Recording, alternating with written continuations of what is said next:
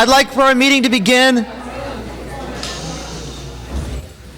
I want to begin by saying welcome to everyone who's come on this rainy night to help us with this process. Certainly, we'll have a lot of opportunity to hear from anyone who wishes to speak to us tonight. There's a bit of business we need to start with. Let me just begin by pointing out we do have a Spanish translator available this evening. He's standing over here at the benches, and anyone who would like his services, they could speak with him and arrange what would be logistically the easiest in terms of the translation. Perhaps he should announce that in Spanish. Could you announce that in Spanish, or Gloria? Okay. Mi nombre es Armando Luque. Para esas personas que esta noche necesitan los servicios de traducción de inglés a español, yo soy el intérprete oficial esta noche, de manera que voy a estar aquí sentado en la banca. Me pueden buscar acá, por favor. Thank you. I'd like to now begin by asking Jeffrey Garfield to take the roll. Marguerite Archie Hudson, Paula Boland, Marcos Castaneda, Erwin Chemerinsky, Present. Jackie DuPont Walker, Ann Finn, Here. Woody Fleming, Rob Glushon, Here. Janice Hahn, Here. Bennett Kaiser, Here. Nick Pacheco, Here. Gloria Romero, Here. Bill Weinberger, Present. Chet Whittam, Here. and Dennis Zine. Since there's a quorum, we will go on to item 2 on the agenda, Commission business activities. There's just a couple of business matters we need to deal with at the outset. We need to approve the minutes of February 9th, 1998, our last meeting. They were in the packet. Is there a motion for approval of the minutes? So moved. Second. It having been moved and seconded, any discussion, comments, revisions of the minutes? Hearing and seeing none, all in favor of approving the minutes, signify by saying aye. Aye. Opposed? Abstentions? The minutes are approved. I just have a few quick announcements that I want to make at the outset. First, I want to introduce to the Commission, as well as to our audience, Stephen Pressburg, who's a policy analyst. If you could stand up. We're very lucky that Steve has joined us as one of our policy analysts. He's an attorney who's moved from New York City to come work for the Commission. He's a former administrative law judge with the New York City Commission on Human Rights. He was the former acting city clerk of the city of New York. He's former deputy counsel of the Manhattan Borough President, David Dinkins. And he's also a former legal analyst for the New York City Comptroller's Office. And I know he's going to be of enormous service to us as a policy analyst. Few other announcements. There is a memo in everyone's packet from Pat Nave. I asked Mr. Nave to clarify for us what happens once we prepare our final proposal on the charter. What's our relationship, for example, to the City Council as to our proposal? And Mr. Nave's memo is in the packet, and if anyone wants to discuss it, we can put it on a future agenda. I want to just at the outset say to the commissioners, we made the choice to move up to the front of the agenda, the opportunity for the public to speak with us, and we therefore moved to the very end of the agenda some of our business items. Tonight there are a couple of extremely important business items that we have to take care of. They're item 7 on the agenda. We need to consider the proposal for conference committees, and we need to talk about scheduling some special meetings. So I would ask my fellow commissioners, even though it's going to be a long meeting and it's a rainy night, if everyone could please be sure to stay so we can have a quorum to do this business that we've decided to put at the end of the meeting. Finally, in terms of the public, we really want the opportunity to hear from all who wish to speak with us. If you'd like to speak with us, if you could simply fill out a speaker card. At the outset of the meeting, after a couple of more business items, we will allow everyone who has filled out a speaker card to address us. If, as the meeting goes along, you wish to speak and you haven't had the chance to do so, fill out a card. There are 2 additional times within the agenda for public comments. One as we discuss the issue of city council districting, and another at the end of the meeting, so that everyone who wishes to speak with us will hopefully have the opportunity to do so tonight. And of course, tonight isn't your only opportunity to speak with us. Under our work plan, we will be coming back to the districts this summer for hearings on our proposals. We will also, of course, welcome your written comments at any time. So tonight is one chance to speak with the Commission, but there will be many other opportunities as well. And that's all I had by way of announcements. So unless there's something else, let me now move on to item 3 on the agenda, welcome and introductory remarks. I turn to the outstanding commissioner from the 1st District, Gloria Romero, for welcomes. Thank you. ¿No hay algunas personas que necesitan una traducción en español? ¿Todos entienden inglés entonces? Porque si hay, entonces aquí tenemos traducciones si es posible para Armando, ¿no? Si es posible. Y también hay más asientos aquí si ustedes quieren venir. ¿No hay más personas que necesitan traducción en español? Ok, qué bien. Y si más, vengan, si, por favor, si es posible para ir por acá y Armando pueden ayudarnos. I had asked if people need translation in Spanish, so that way we can accommodate the language needs of all of the community that's present. I am the commissioner for the 1st District, and I want to, especially on this night of El Niño, to thank you for coming out to join with us. One of the joys, I think, of representing the 1st District is that it is one of the most diverse districts in the city of Los Angeles in terms of population, in terms of economic needs, in terms of social needs and political needs, in terms of even the histories of the countries, the neighborhoods, the origins that have brought us into the 1st District. There are many challenges in the 1st District, but there's great hope and inspiration of the communities that represent the 1st District. Oftentimes, Pico Union in particular, where we're meeting tonight, has been called the heart of Los Angeles. And I think that there's a truth to that in the sense that many, because Pico Union, where we are, is often considered to be a transitional community. Many of us have immigrant roots in this community.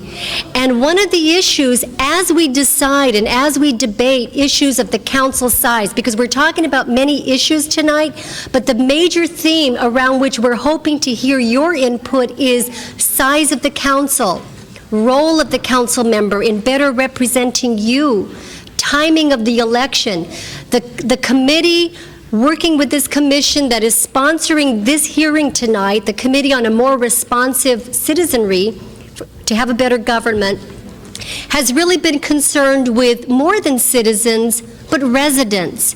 And that makes a difference, and it is important, especially here in Pico Union.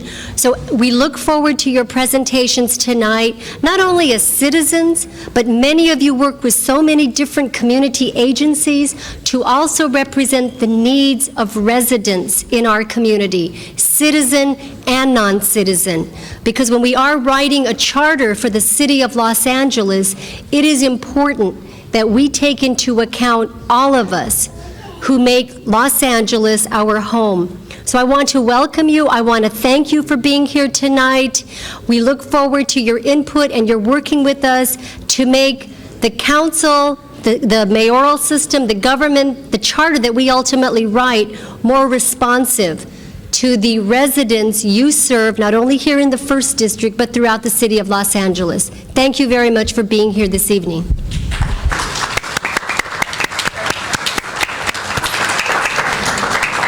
Thank you. Before we take your public comments, we thought it important to have a brief description of what the Charter is and what our enterprise is all about. And I would now turn to our Policy Director, Dr. Eric Schachman, for a brief description. Thank you, Mr. Chairman. I'd like to give a brief description of what is the Charter, what it can do and what it cannot do, why are we attempting to change it, and why does all this matter? Those are the 4 points I'd like to cover. The Charter serves as the city's constitution, detailing the basics of city government and its functions and its structures. Not all cities in California have charters. In fact, only 84 of the state's 470 cities have their own charter. The rest take their government framework from the state's law generic code. By writing its own charter, the city may provide its own special needs and its own rules. A charter is the supreme law of the land within the government of the city. No city official may enact a law or do anything that conflicts that is prohibited by the Charter. Generally speaking, the Charter imposes the limits that the people have placed on their elected representatives and on the city government as a whole. Thus, it establishes a system of, quote, checks and balances, unquote, between the mayor and the city council. The Charter is the vehicle through which the people of Los Angeles limit and control the powers and responsibilities of their city government. City government, in turn, enacts and administers laws and to a varying degree determines the quality of life of all our lives within the city. These laws touch upon a vast array of activities in all our lives. The laws touch, for example, public safety and criminal prosecution, the humane treatment of animals, the creation and maintenance of recreation and parks, libraries, cultural activities, the distribution of water and power, the maintenance of streets, bridges, tunnels, storm drains, and sewers, the treatment and reclamation of water, and the protection of public health, the picking up and disposal of residential rubbish, the planning, zoning, and development of land use and the promotion of economic growth, and the protection of our environment. These are just a few of the areas that a city charter covers. Generally, the charter determines what the city performs and how these duties are enacted. The current debate is whether the structure of government can be changed to be more responsive and effective.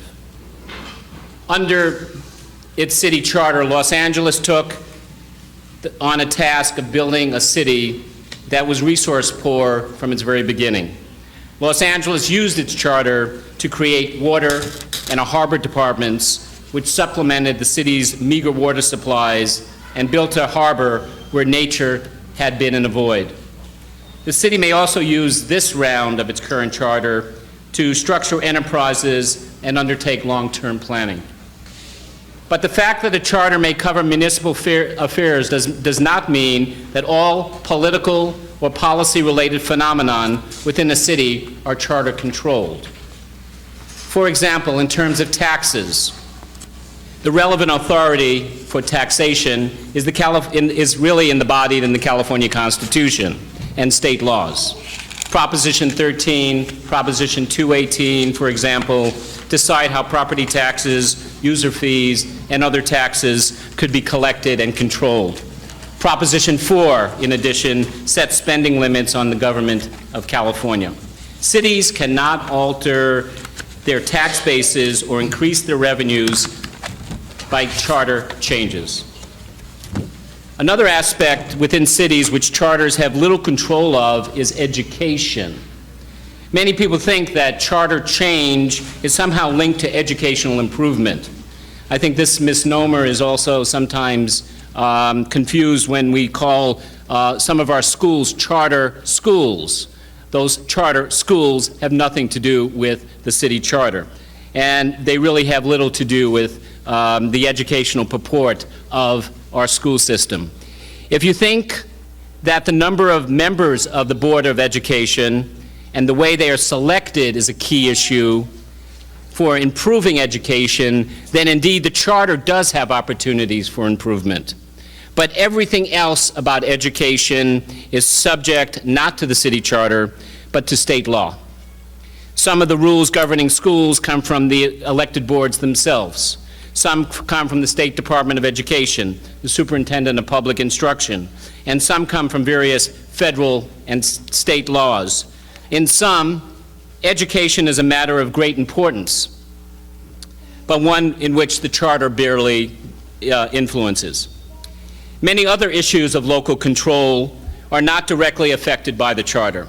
For example, general assistance and public health are primarily county responsibilities and governed by state and federal law. The charter only includes the city's social service department in any general assistance reference. Even institutions like the Community Redevelopment Agency and the city's housing authority are not covered exclusively by the charter, but also by state law. In thinking about charter reform, then, it's important for us to remember what the charter cannot do as well as what it can do. Right now, Los Angeles is following a well-established tradition in the city exploring charter reform.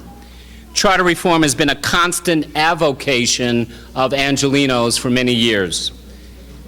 Although the city has actually had only 2 charters in its entire history, the 1889 charter and the 1925 charter, voters have looked for a number of proposals over the years to change it. Voters have amended the current 1925 charter over 408 times in 96 separate elections. The city's current charter is now a patched, hodgepodge document which was originally intended to govern a city about 1/4 of the size of Los Angeles. Many feel that the current charter is inadequate to allow the city to face the demands as it does at this juncture. Lastly, the current drive for charter reform has its roots in demographic, economic, state and federal political factors. Some want greater efficiency and flexibility from the city governance structures. Others want more accountability and responsiveness instead. By attending this event tonight, you are really participating in a process which we can all do to revitalize the city. Although there are some issues which the charter cannot address, the great opportunity here is really to improve the quality of life for all of us. We thank you for your concern that you have shown by your presence tonight, especially with the deluge outside, and for the contributions you will make in the deliberation of our hearings tonight. Thank you very much. Thank you, Eric. We move now to the 5th item on the agenda, public comments on matters within the Commission's jurisdiction. We are here tonight because we want to hear your views about how to improve city government. As I said, anyone who wishes to speak, if you could just fill out a speaker's card, and I'll call on you in the order in which you get them. Unfortunately, because there are many people to hear from, and we have many items on our agenda, we can't let you talk as much as you'd like. By the Commission's bylaws, each person can have 3 minutes to speak, and I'll have a card that says 1 minute, and then a card that says please conclude, but hopefully we'll have the opportunity to hear what you need to say during that time. I do already have several people who have wished to address us. The first speaker is a very distinguished guest to the Charter Commission. It's Jackie Goldberg, the councilwoman representing the 13th District in the City Council. It's truly a pleasure to welcome you here. You have such a distinguished career of service in the City of Los Angeles, and you're truly one of the great leaders this city has ever known. Thank you, and thank you for being here.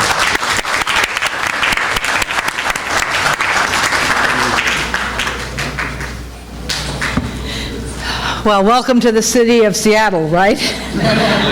At least that's how I've been feeling the last couple of days. Mr. Chairman and members of the Commission and ladies and gentlemen, I really wanted to come and briefly talk about the idea of how to get more involvement, and I think that it involves both increasing the size of the council as well as, I believe, starting a new institution, which is an elected neighborhood council. My ideas came primarily, as I think I've told many people who've asked me about them, from the people who I don't get along with rather than the ones I do. People I get along with like things the way they are. So when I wanted to talk about this issue, I went to the people who don't necessarily agree with me or who don't necessarily feel comfortable with things the way they are. And we talked a lot about neighborhood councils, and some of the problems that we identified are as follows. First of all, if it isn't elected, it probably won't have much power. If it's appointed, you might as well not bother. This is from my detractors. Obviously, the folks that love me say, oh, go ahead and appoint them, because I would obviously appoint them. But the folks that are concerned about increasing involvement, and I am one of them, believe that these folks need to have their own base of authority, and that comes from the people, and that comes from an election. We talked about a variety of things, but one of the things that we talked about was numbers. And we thought that if you had a neighborhood council in each council district, and it had 5 elected members, that each elected member could run from a district within the district and thereby have only 50,000 constituents, which would be a number that is similar to many smaller and medium-sized cities in the state of California. Each elected person would represent one of the 5 areas or sub-districts within a council district. They would meet as a council and they would meet in the district. And they would have a small staff, probably 2 or 3 people each. We would reduce the cost of the budgets of the current 15 council members, I would say by about $200,000, $250,000 each. None of us would like that, but we'll do it if this passes. And that would not be enough, by the way, in my opinion, to pay for all of the costs of these councils, but it would mean that you wouldn't have to start from scratch with the entire cost coming from additional general revenue funds. Their role would be to take a look at how the delivery of city services are in their area, and they would look at land use.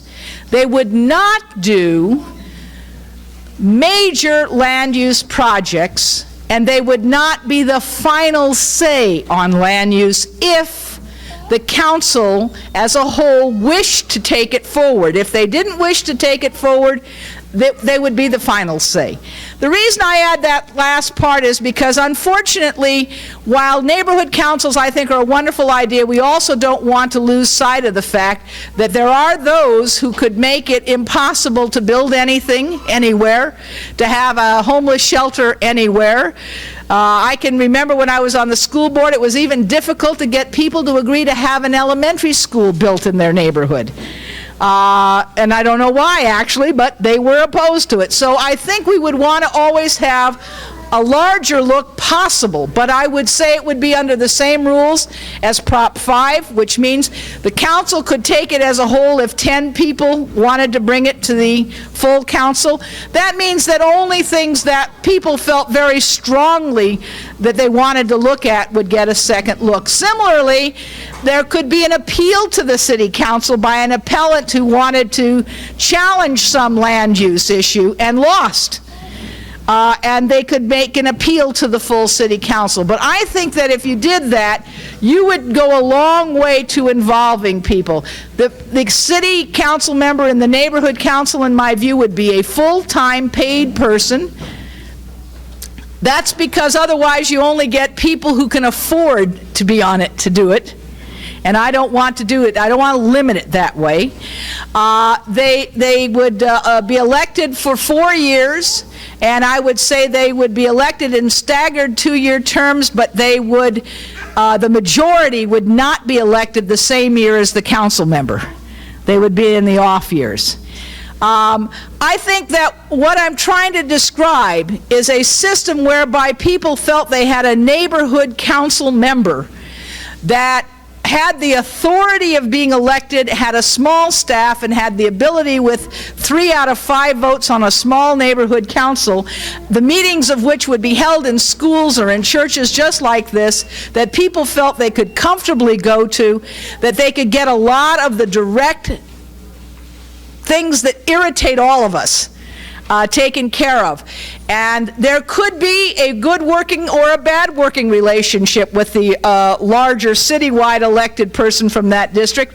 That's how it goes. Hopefully it would be a good relationship, and that might be one of the ways you'd hold that person accountable. Finally, I would say that I would like to see the council as a whole enlarged, but I don't think dramatically. Because I don't think it will make a big difference until you got to about 40 or 50 people. It doesn't make it small enough, but I do think that we could use a few more. I would say something like 21, maybe 19 or 21 people. I will say, however, I think these are all very controversial ideas. because first of all, it involves a elected city council giving up some of its power to the neighborhood councils. I, for one, think that's a good thing. If it's appointed, frankly, it's just not going to be giving up any power. People aren't going to take it seriously. There are some people who would run for the neighborhood council who never want to be the citywide elected official, and there are other people who could use it as a stepping stone, both of which I see as positive. Finally, I don't think you should change when the elections are, even though we have pathetic turnouts, because I think the pathetic turnouts are in part due to the distance people feel, and also to the fact that targeted mailing has changed the number of people who actually even get mail about an election. And I think that's been a real harmful thing that has happened. But if you changed it to when state or national elections were, you start at the top of the ticket, by the time you get to the bottom, nobody's voting for those last people on the ballot anyway. And at least this way, you might have a chance of somebody noticing that they have to pick between various people for this important office. Thank you very much for letting me share my views. Oh, thank you so much for being here. Would you be willing to take... We have already 10 cards from speakers and more are coming in, so we don't have time for lengthy questions now. But would there be anyone on the commission who would like to ask some brief questions? Rob? Commissioner Glushan? Yes, I would agree that this will be controversial. Oh, yes. Even before it gets to the ballot box. My question to you is, you're a pretty good vote tabulator of your colleagues. If the concept of just take one element, elected neighborhood councils in some format, is part of the appointed commission's report that is submitted to the council. And if that's something that we should embrace too, it's obviously something that you would support. Do you think there are 8 votes on the city council that would, as long as there's appropriate checks and balances and appeals, that would support it? I really don't think so at this moment. But I think as the discussion continues, everybody on the council is committed, I believe, to some form of neighborhood council. Now, some, I think, want to hold it a little closer to themselves by being able to appoint them and to give them more advisory rather than actual power roles. But I don't think you're going to get people... See, the only time we get people to come to community meetings usually is when they're darn mad about something, and then a million of them come once and you never see them again. So if you want to sustain neighborhood development, people have got to be elected, have a staff, this has got to be their job, and part of their job has to be reaching out to the now only 50,000 people that they represent. If it's not their job, they don't have the time to sustain it. It's not lack of interest. It's lack of time. I think if it's presented appropriately, there's enough discussion and debate about what it's about, I think you could get 8 votes. Not today, but by the time we have to do it, yes, because I think if people are honest with themselves, and most people on the council are honest with themselves, it is really clear to everybody that if we don't do something which reaches out to people, we're not going to get a real civic life, public life, in the old sense of public life, back in this city, where people feel like they have access to being able to be involved and responsible for certain decisions. One more question, Commissioner Arroyo, then Commissioner Finn. Jackie, thank you for your thoughts. Let me ask you as well, too, because there's been a lot of discussion about the role of citizens and residents in a more involved citizenry. Take the case of neighborhood councils and what you've described. What would your position be, and if you can tabulate, maybe take a look at votes of your colleagues, the possibility of having non-residents participate, being eligible to run to represent a neighborhood council, and the possibility of voting in these elections for these neighborhood councils? I'm not really sure, again, I really have not discussed it with them, but I think they certainly would be more likely to support it on the neighborhood council level than they would citywide, and I think the voting public would do as well. You could argue much more vociferously that citizenship is not as important as residency in a neighborhood council. both as a person who could get elected and as a person who could run. But I think that it would depend really council member by council member, and I haven't really any idea what they would say. On the citywide level, I do not believe they would support non-citizens either running or being elected in a majority, though there are definitely members of the council that would support it. Commissioner Finn and then Commissioner Fleming, and then we should move on to hear from the others on our speaker I list. just want to know what your feeling is about election by at large. I'm not fond of at large. I really am not. I find that on the whole at large, it's very difficult to hold that person accountable and to define who their constituency is. I think the mayor being at large is appropriate, as is the city attorney and the controller, because they are citywide offices. But on the whole, I think you do a better doing it from a district, because the person who is elected, if we do this, either from their small district or from the larger council district, is much more likely to understand their local area than they are the whole city. If you want to do the whole city, run for mayor. Run for city attorney, run for controller. Otherwise, I think you're more likely to have people who have the pulse of the area in mind. And I think that's helpful. There are disadvantages, there are no doubt about that. But I think the advantages outweigh the disadvantages. Commissioner Fleming? You had mentioned, Jackie, expanding the council.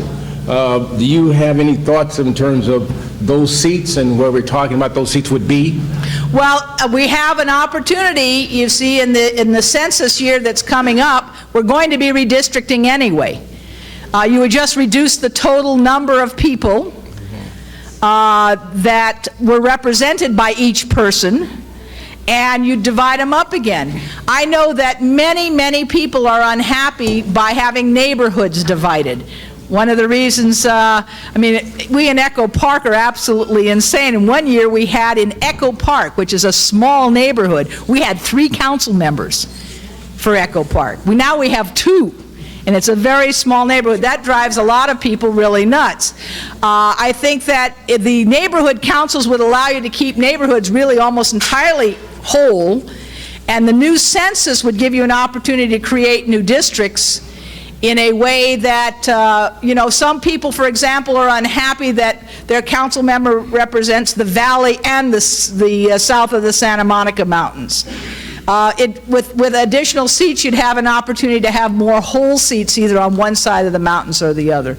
I'm not sure that's a good thing or a bad thing, but if that was a goal, you could achieve that a little better with a few more seats. Thank you so much. Thank you very much. Thank you all for serving, and thank you all for being here tonight.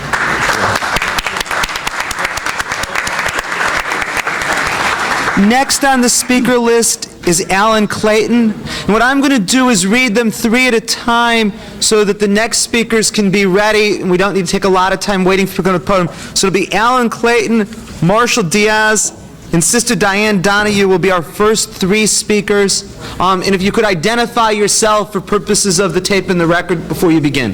Sure. Thank you, Mr. Clayton. My name is Alan Clayton. I'm the research chair for the LA City County Latino Redistricting Coalition. I've been testifying on reapportionment over the last 10 to 12 years, dealing with the City of LA, the State of California, the school district, and other bodies. The concern that we've always raised is when you're dealing with reapportionment is that minority communities not have their influence diluted by any kind of a reapportionment plan that you come up with. Clearly, the Voting Rights Act gives us that protection.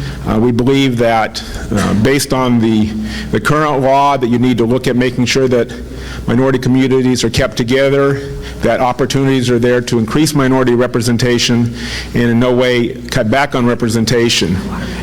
Currently, we're involved in testifying before the legislature dealing with basically redistricting the community college district, and what we have suggested in the first hearing was that they would go from 7 to 9 and go to single-member district. Interestingly enough, that now has very strong bipartisan support. The bill passed through the Assembly, 52 votes in favor, 20 against. So there's very, very strong support for that, both on the Republican and the Democratic side, and we believe that will be eventually signed by the governor.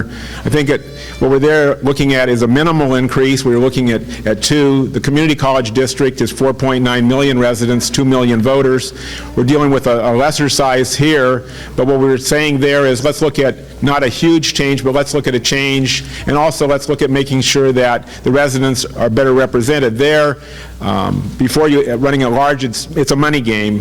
Going down to single-member district, at least there it's $545,000. The city currently is $250,000. The school districts are $600,000. You've got the Board of Supervisors, $1.8 million. You have the Senate, $744,000. We think somewhere around 220, 230,000, 17, 19 seats is a reasonable change, and it is reform. Again, the key thing we're watching at to make sure that any plan or any language that comes up does not violate Section 2 of the Voting Rights Act, and that when you're looking at reapportionment, we believe that the law is on our side still, regardless of what some individuals think that the law has been changed. We still have strong language dealing with Section 2. The current case, I think, that is on point is the one dealing with the California reapportionment. If you look at the decision, I'll be glad to give it to you. It's 92 pages. The special master said you can look at race as a factor. You can look at making sure that minority groups have an opportunity to increase their potential. And basically, I want to sum it up there. Thank you. Are there any questions? Any commissioner with a question before we move on? Commissioner Pacheco? Alan Clayton, we've been discussing the expression community of interest. In your dealings in the last just 10 to 12 years, have you come across that term, and how do you work with that term? Well, communities of interest, there's a whole variety of different communities. It could be ecological interest. It could be basically keeping an industrial area, not splitting it up. There's a whole local communities. The concern that was raised, and that's why we have Section 2 of the Voting Rights Act, was oftentimes in the past, Latino and Afro-American communities had been fragmented, gerrymandered, and there had been no real intent by the legislative body or the commission that was involved in that process in basically making sure those communities were kept together. There were mainly low-income communities that have been historically disadvantaged. That's why we're concerned about anything that deals with an at-large, because in the past that has been a barrier to Latino empowerment. We're also concerned, if you remember, some of you, Prop 118 and 119, I worked very hard against that. That was the one that the Republicans supported to have the commission statewide. One of the things that we found by being able to testify before the legislature, eventually went to the three-judge panel, is that the testimony really did help us laying out a case, laying out a history of how Latinos have been disenfranchised. So when the three-judge panel looked at that, they did find that there was a lot of information there, and I think in the end result we had a more fair and equitable plan. Thank you so much. Thank you. Marshall Diaz, Sister Diane Donahue, Jesus Encinas are our next three speakers. Mr. Diaz, thank you. Thank you for allowing me the opportunity to speak before you today. My name is Marshall Diaz. I'm the chairperson of the Los Angeles County Latino Redistricting Coalition, and have been involved in the redistricting reapportionment since 1974-75. I was involved in a lawsuit against the city of San Fernando from going from at-large to districts, and we did go all the way to the Supreme Court, but at that time we had to prove the intent and not the results of the redistricting. I was also involved in 1980 with the California for Fair Representation. I was one of the plaintiffs in the lawsuit against the city of Los Angeles, where we won the case of the city council. And in 1990, I was the chairperson of the Latino Coalition, and we drew the lines for the Board of Education, where Alan and myself drew the lines that got our second Latino district. So my involvement is, my concern is for the Latino community, and I'm always looking out for that. That's my priority. And I do use the words fair and equitable representation, because that's really the bottom line for everybody, regardless of who you are. We need to have people that would have the opportunity to elect somebody of their choice in their district that will represent them. Our concern right now, and we have been working recently in dealing with the Board of Education with the breakup, obviously, and also with the Board of Trustees. We have not had a chance to really look at the City Council districts to try to attempt to draw some districts. But I'd like to say tonight that we are going to be presenting to the body before your June meeting, I believe, potential options on how to draw a district. Now, we're very concerned with the issue of retrogression, and in the packet that I've seen, I didn't see any referral to retrogression. I copied a couple of papers that I want to give to you for the body. I thought it was going to be a subcommittee, so I only made 9 copies, but I have a one-pager on what retrogression is, and I think this body needs to be very concerned with that. See, that will also dictate in the amount of potential districts you can draw, because retrogression means we cannot lose power, and we're talking about the Latino minority, cannot lose the power that we presently have. And just briefly looking at this point, 19 districts. I think we're for expanding. 19 districts, I think, would be a good something to look at, and we will look at what would happen if we drew 19 districts and the impact of retrogression. The other thing is that I think Alan mentioned on the DeWitt case, and I made copies of that too, that went to Supreme Court, that lays out again that redistricting and dealing with race is not over. It just cannot be the only criteria used in drawing districts, but they have to be considered. So I will give you copies of that too, that I think should be part of your packet. You can read that as real brief and give you the opinion of the DeWitt case and tell you exactly what you should be looking at. And for us over here, in different districts is different. Obviously what happened in North Carolina and Texas is a little different, but what happened in California, we still have a lot of law behind us, and we'll be looking at that. And I also just like to mention real quickly, we will oppose the election at large that we've been fighting for the last 20 years, beginning with the school board, whatever, now with the board of trustees, where it just wouldn't be feasible. I don't think it just becomes too self-interest then. Thank you. Thank you very much. Any question? Thank you. Sister Diane Donahue, Jesus Encinas, Humberta Savricha. Okay, thank you. Sister Donahue. I'm Sister Diane Donahue, the Executive Director of Esperanza Community Housing. We are a community-based economic development and affordable housing corporation. We build and develop in the 1st, the 9th, the 8th, and the 10th districts. And my concerns, I really want to endorse what Jackie Goldberg said in terms of neighborhood councils. I think she made a very strong and positive argument for that. One of the things that I really want to zero in on is the opportunity for participation for local residents. And that means people that are not able to vote currently. We have the largest population in Los Angeles outside of Mexico, the Philippines, Salvador, Guatemala, Korea, Taiwan, Vietnam, Laos, Cambodia. We have all of those populations here. And those people have to have an opportunity to participate, to be stakeholders. And they are in so many ways, in terms of businesses, home ownership, they pay taxes, but they can't vote. Now, there are opportunities for voting that you can create in terms of the councils, and I would think that this would be the stepping stone. Start with the councils, and then look at the opportunities for voting for city council, voting for the Board of Education, because who is more involved in terms of parents? And when you can't be a part of determining your own kid's education, that's really a tough one. So I really want to speak to that. And certainly, in terms of the neighborhood councils, the whole issue of land use. And we get very involved in that because of just the zoning issues around land use, and it becomes very, very weighted in terms of people not having a chance. And so I'm very interested in low-income housing development, and I appreciate the opportunity to come here tonight.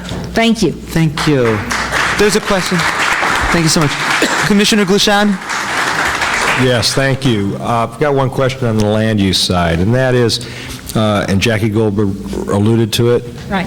Do you have any concern that if you had to go before an elected community council, that those people might, because of pressure put on them by other people in the community, might just take a NIMBY attitude and say no to low income? I've already been there. I mean, I work with the Adams-Normandy council, the PAC, and that's a tough one. They're supporting us now on slum housing, but they oppose us on a couple of other things. So I know what it's like to go to an elected body. I think it's so much more democratic.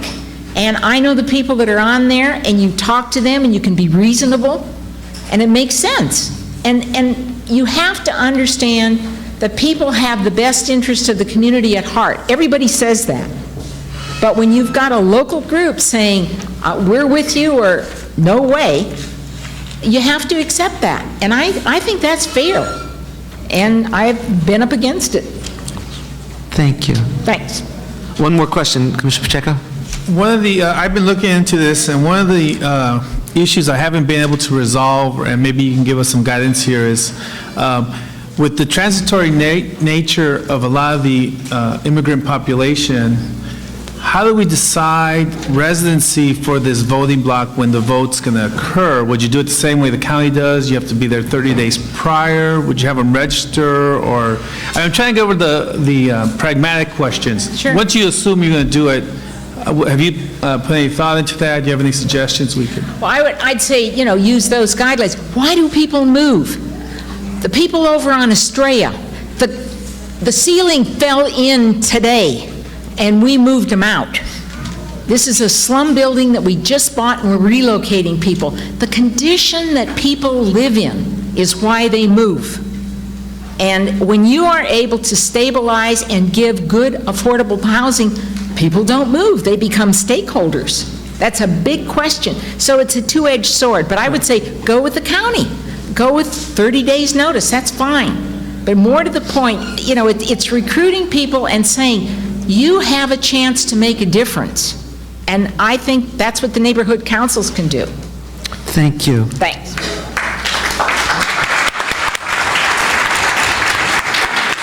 Jesus Encinas, Berta Saavedra, and Ana Martinez are the next three speakers. Hi, my name is Jesus Encinas. I'm going to speak briefly on the neighborhood council. I believe that they should have the power to legislate within their area with, of course, approval with the city council, and that they should be in charge of the land use within certain guidelines that the city does have, and that they also should meet with the city councilman on a regular basis. And the other, and then that I'm against increasing the size of the city council, because sometimes if you go to city council meetings, it's almost like chaos if you go to the meetings. So if you're adding more, you're just adding to more chaos. That's all. Thank you.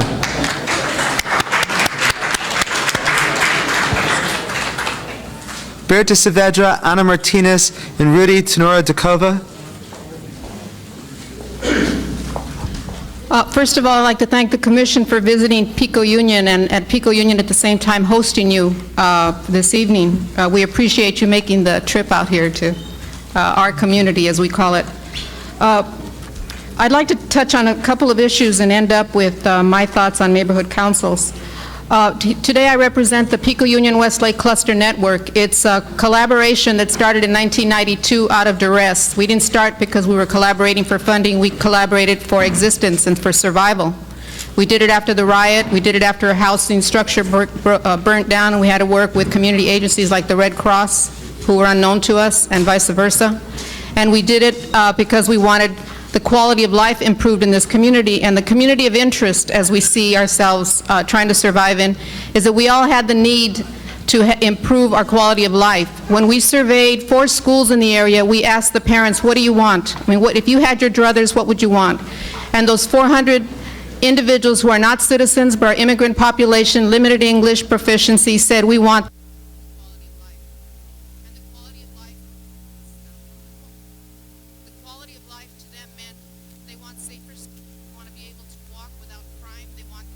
streets, they want clean alleys, and they want appropriate school, and they want to be able to walk to and from their homes and feel safe about where they're going and how they're getting back, and not to be accosted or assaulted or intimidated. And in doing all of that, they got together as community of interest individuals, residents, and they started doing neighborhood cleanups, which exist, and twice a year we have a neighborhood cleanup that cleans all the way down Pico Boulevard from Normandy to the 110 freeway. And this is with the merchants and with residents. There is approximately 300 to 400 residents coming out to do that. And that we were mirroring the community to the north of us, which is Echo Park, who was doing it. We now have Pico Union Community Pride Day. At the same time, we're talking, again, a community of interest to divert crime or to lower crime, working with Vice LAPD, working with ABC to the state. We started looking at alcohol outlets, and we visit every 90 days every alcohol outlet that we have within a certain parameter, and this is zip code 06, and we have 70-some. Thank you. And in that time, the community again comes out. So when we talk about neighborhood councils, when we have the parents sit on councils and represent at LA Unified School District, we don't ask for citizenship. We don't ask for the ability to speak English or Spanish. We ask for the ability to participate in a community of interest in the needs of this community. So if you're putting together neighborhood councils, I don't believe they should necessarily be appointed and be advisory, because advisory does not have any clout or muscle. I was a commissioner in the county for 4 years, and I know we were appointed and we were advisory, and we were reminded of our position as advisory. And at the same time, these residents pay their taxes. And I think if we're putting together any notion of a council, whether it be throughout the city of Los Angeles, they should be there based on their interest in their community and improving the quality of life. And we have to remind ourselves that, as Sister Ann Donahue said, they do pay taxes. And they do move because they're under duress and the housing is not appropriate. But taxation without representation went out a long time ago, and I think the people in Pico Union or in any other area deserve to be represented as they know best. And I think from a resident or from whether they have immigration status or not, that should not be a consideration for them knowing what is best for their community. Thank you. Thank you.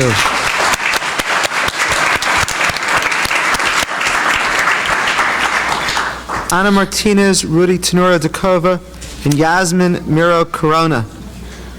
Buenas noches, como dijo, me llamo Ana Martínez. Good evening, my name is Ana Martinez. Soy una mujer inmigrante viviendo casi 20 años en la ciudad de Los Ángeles. And I am an immigrant woman living for almost 20 years in the Los Angeles city. Madre de 2 hijos. I'm a mother of 2 kids. Soy empleada de Clínica Monseñor Oscar Adolfo Romero. I work for the clinic Monseñor Adolfo Romero.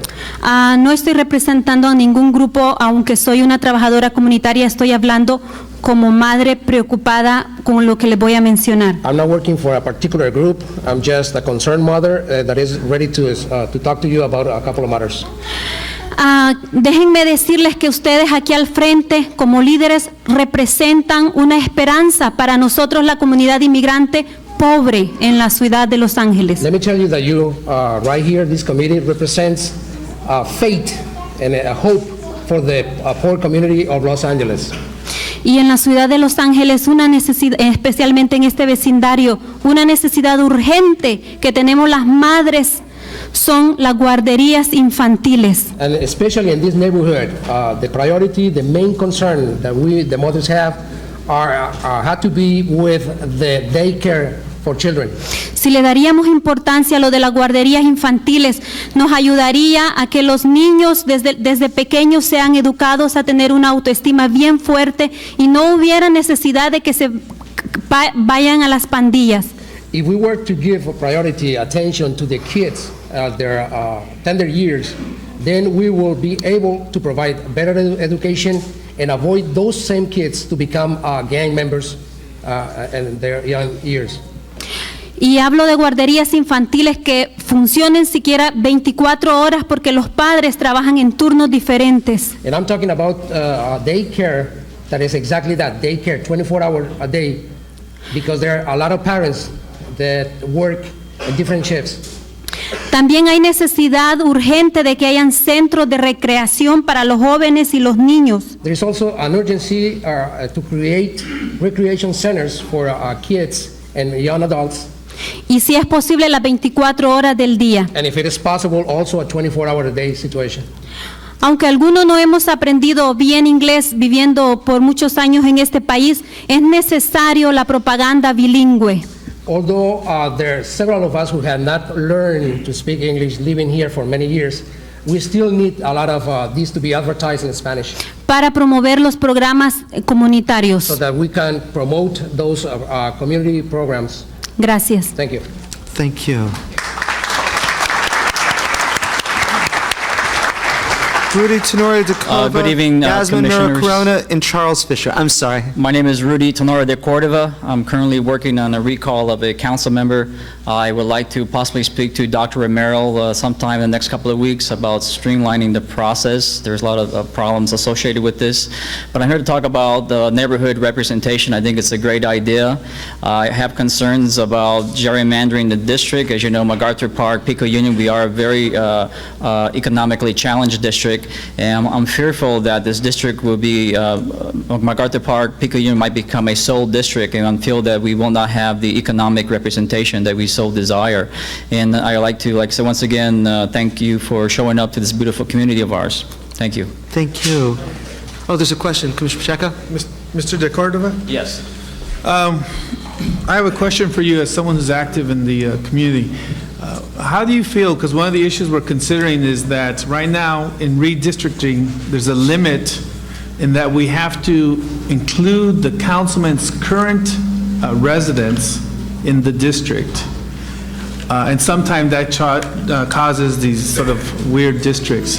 How do you feel about if when redistricting reoccurs, how would you feel about the fact that maybe the district moves and the councilman no longer lives in that same district? How would you feel about that? Would you require that they have to move in, or would you be comfortable with them running for their second term in that new district without living in there? I believe a current city charter requires that a council representative be, that live in the district. Right. And I would hope that would continue. There's a certain council member that lives in Marina Del Rey, but yet has a home in District 10, I believe. But I think it's crucial that a councilman, a council person, live in that district that they wish to represent. Thank you. Oh, I'm sorry, Commissioner Romero? Rudy, can I ask as well, too, because, I mean, the issue of recall is something that, of course, the entire city is, can look at. You've actively been involved in a recall process here in the first district, and you want to raise some issues with respect to streamlining the process. Can you just make a couple of recommendations as to that part, those parts of the charter that you think we should particularly look at? So perhaps as to facilitate the efforts by community groups to perhaps engage in a recall process that is successful? One of the problems that we are encountering with the committee to recall the councilman is that city charter dictates anyone who is actively collecting signatures must be a resident of that district. I'm finding that a lot of the Angelenos throughout Los Angeles wish to be part of this effort, because this effort is not a District 1 issue, it's a citywide issue. The representative actually makes laws for the entire city of Los Angeles, not just the District 1. And I'd like to see the process streamlined in a sense that possibly remove the provision that says you have to be a resident of the first district. Any others? Other suggestions would probably be maybe to have, you don't have to maybe be a current registered voter, in terms that in Pico Union, MacArthur Park, we have a large immigrant population, and because of their status, they tend to be overlooked, but there are viable interests in this district, and I think that should be carefully looked at. They should have some form of representation. Thank you. Thank you. One more brief question, Bennett? Yes, actually, it's more of a comment than a question. The Committee on a More Responsive Government with an Involved Citizenry, they'll be making a presentation later this evening on the number of council districts. The next topic that we will be covering, and many people have spoken to it tonight, as a matter of fact, everyone has spoken to it tonight, will be neighborhood councils. After we have made our presentation to the Commission on neighborhood councils, the next subject will involve issues around LA Unified School District and the electoral process that will specifically include initiatives and recall, as well as what it takes to get qualified to be a candidate on the ballot. So please watch as we have additional meetings. It sounds like you've become very knowledgeable in this, and it would be good to have your input. I look forward in participating in that process. Thank you. Thank you. Thank you so much. Those in the back, there are seats up front if you'd like. The next speakers are Yasmin Miro Corona, Charles Fisher, and Alan King. Yeah. Good afternoon. My name is Jasmine Merrill Corona. I'm a resident of the Pico Union, and I co-organize the Pico Union Neighborhood Watch. This is the first, and I heard one of the commissioners mention that Pico Union is the heart of LA. I've never really heard that living here. Every time they say something about Pico Union, it's always something negative. You hear the news, it's a shooting, a killing, 18th Street and Junction, this and that. And we're really tired, the community here, we have so many good people here that are working hard. There's a lot of immigrants. We might not have all the voting power here, but there's a lot of us that pay taxes, and we need to be noticed. We want to be noticed. We're tired of being put aside, whether it be on economic development or so-and-so with the Staples Center. We weren't even taken for granted. It's not in our district, but we're the ones that are going to be affected because we're residents. And when were we told about it? When they already had the plans for the whole deal. We're tired of that. We need to have them come into the communities and let us know so we can move on. Just like the expansion of the freeway, this second level. They came to talk to us about it. I'm glad they came a little on the first step. But it's already there, ended there on 28th and Figueroa. I mean, you know it's going to come through. Now it's just clear your guys' selves up, the city people, Yeah, we did come to Pico Union and mention it. We're tired of that. Let us know. We live here. We care about our community. Like Bert said, I'm part of the group. I'm one of the residents in this community that had gone to visit liquor stores. Sometimes we feel that's not our job. Why is ABC there? What we're trying to do is help them. Every time we tell them we need something, the city never has funds. We're doing cutbacks. We don't have the personnel. We need our sidewalks repaved because the trees are breaking it up. There's no funds. We need our streets repaved. There's no funds. Well, we finally got ours repaved, but they didn't repave them in the sense that they cleared up all the asphalt. They just put a new sealer on top, which is, I don't even know if it's good. It's so rough that, you fall in there, you're going to get some bad road burn, And our trees, takes us 2 years to get, we have a turnaround about every 10 years. I had to sit there and attach an emergency tree trimming because we were getting, just in 2 blocks from our neighborhood, we're getting a lot of stolen cars dropped off. I had to attach police reports. We have to work with them so they can know what happens. And then it took a whole year to get them trimmed. We're tired of that. We need more services in our area. Convention Center, they all of a sudden found there was nothing wrong with their streets, and all of a sudden they found money there to pick up the whole asphalt and resurface it, which it didn't need. What about the communities here? We have potholes. They'll just come and cover them up, shut us up for a while. And it's just little things like that we're asking you for the city to take care of. We have the liquor store license issue that we're visiting. That's something the ABC should already tell them. That's a big issue for us because we have people loitering out there, them drunks hanging around. We have the transient, the recycling centers. I'm not sure if you can help us with that, but recycling centers, that's what has caused a lot of the homeless to come into our area. Before we didn't have all these recycling centers, whether they're mobile or not. There's no really regulations on them. What has happened? Thank you so much. I'm going to have to ask you to conclude real quickly if you can. Thank you. Okay, thanks. Thank you.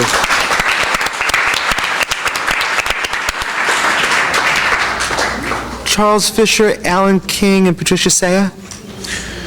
So my name is Charles Fisher. I'm representing the Highland Park Neighborhood Association, and I think this evening we can kind of see a case in point as to how our council districts are so spread out. I've so far recognized 5 people from my part of town that are here this evening. We're on the other end of the 1st District. every area in Los Angeles needs representation. It needs representation that can work with that particular neighborhood, with that particular community. I think the idea of going to smaller council districts in that respect makes a lot of sense. The idea of doing council boundaries along community boundaries makes a lot of sense. We've had too many cases of the so-called gerrymandering where these little snaky districts just kind of work their way around in Los Angeles. It happens in other areas too. Congressional districts are that way many times, assembly districts, but somehow or other our council districts seem to be the most convoluted I've ever seen. The first district, the only reason the first district is here is because we needed a district and Howard Finn died, so we didn't have to worry about where he lived. We do need reform. I think the smaller districts, maybe not necessarily 50,000. I realized at 100,000 per district, that's approximately 35 districts in the city. We can't have too many. As my friend Jesse stated, sometimes the council does get to be a show down there. And it's also, though, I see the council at times can be an old boy network. I think a larger council would break up that old boy network and get more fair representation for each community. I do want to make a comment, though, about the possible changing of the city election dates. I don't think that's a good idea, and the reason I don't believe it's a good idea is because people who come out to vote in city elections are concerned about city issues. When people are voting on other issues, either they state or federal issues, they frequently ignore the city issues. And I was told recently San Francisco made that change, and people frequently come in and they don't even bother voting on the city issues. They vote on the state and federal issues and then forget about the city issues because they don't understand them. We need to educate the voters. And I do believe that the off-year election works better for our city. And one last thing I do want to mention is the community councils. I think that is an excellent idea, elected community councils. Thank you. Thank you. I think there's a question? Yes. Two questions, Commissioner Kajin and Shabolan. I have, well, I'll call it, since I'm only allowed one question, I'm going to make it a two-part question. And the first part is, if there were elected neighborhood councils that had some of the discretionary or decision-making authority that's been talked about earlier this evening, would you still feel that there should be such a great increase in the city council? There may not need to be an increase in the city council, but more equitable representation by community would be necessary for the city council. Okay. And part B to my question, we have discussed in the committee the idea of having either a set number of districts put into the new charter or a set district size put into the new charter, so that as population in the city goes up or down, it can we wouldn't have to have another charter commission or another vote to decide on a new number of council districts. Would you have any preferred number of population or any preferred population size for the number of for a city council district? Well, by population, I mentioned the figure 100,000. Right now, we're at 250,000 per district. I think that is probably a figure that is more equitable to look at than, say, 50,000, where you could have 71 seats in the council.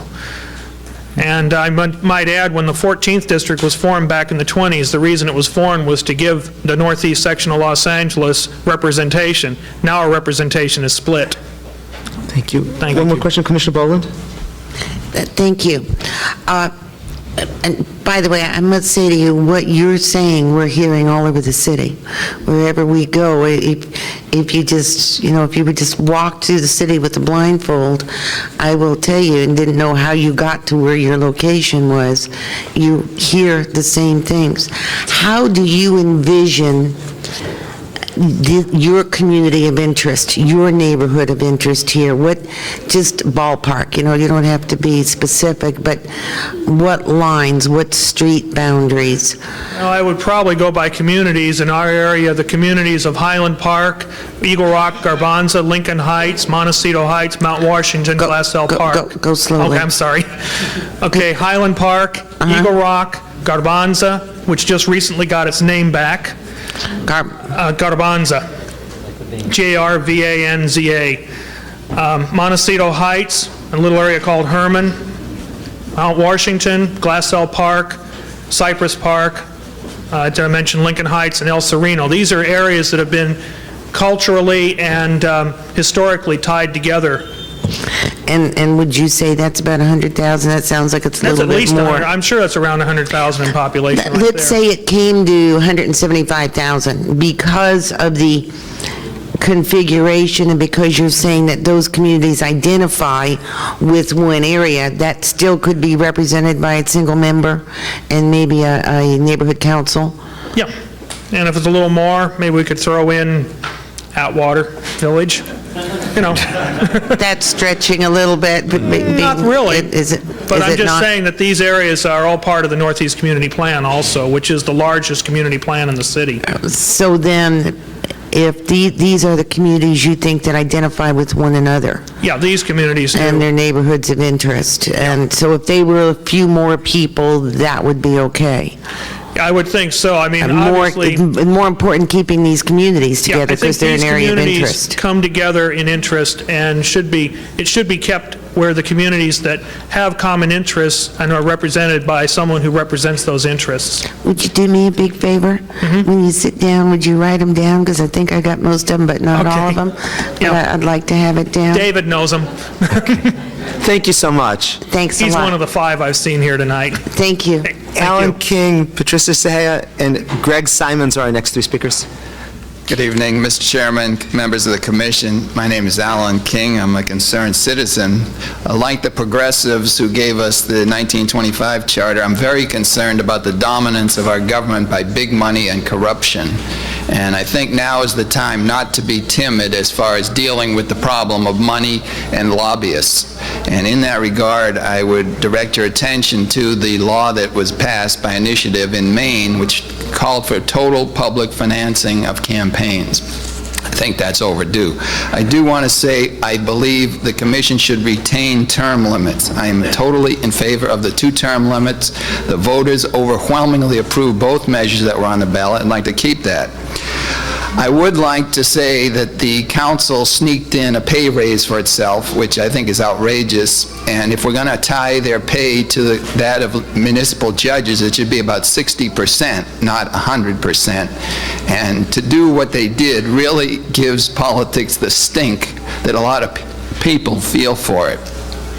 I would also like to see the charter prohibit any city council member from lobbying the city council as a paid lobbyist for at least 8 years. Art Snyder is one of the worst examples of the old boy network converting. I also would like to see people who are on the city council be prohibited from going to work for companies that do business with the city. That is another area that's got to be addressed as far as huge contracts are given to favored friends, and I'd like to see deal with that. Finally, on the lobbyist question, I'd like to see people report lobbyist activities when they are lobbied, who they are lobbied by, and where they're spending the time. These are our people in government, not people who should be listening to lobbyists. And one of the worst things is to see the lobbyists on the city council floor directing their representatives on how to vote. So I'm really hopeful that this elected commission will make huge strides in that direction, and I'd like to thank the chairman for signing my petition to put Prop 212 on the ballot. Thank you. Thank you very much. Thank you. Patricia Ceja, Greg Simons, and Anthony Chavez. Hi, my name is Patricia Ceja, and I'm here advocating on behalf of youth. Some of you walking in might have noticed that there was a couple kids running around outside, back and forth. Those are kids from the Safe Haven located here at Angelica Lutheran Church. Now, I form a part of the Liaison Citizen program, and I'm a trainer there, and I work with about 15 youth from East LA, 15 from El Sereno, and about another 15 from South Central, and I do this year-round. So throughout a year, I get like 100 and so forth youth that go through our organization. Now, what I'd like to have the charter actually take into consideration is youth participation, which we don't have enough of in the city of LA. We pretty much let them be out in the streets doing whatever it is that they do.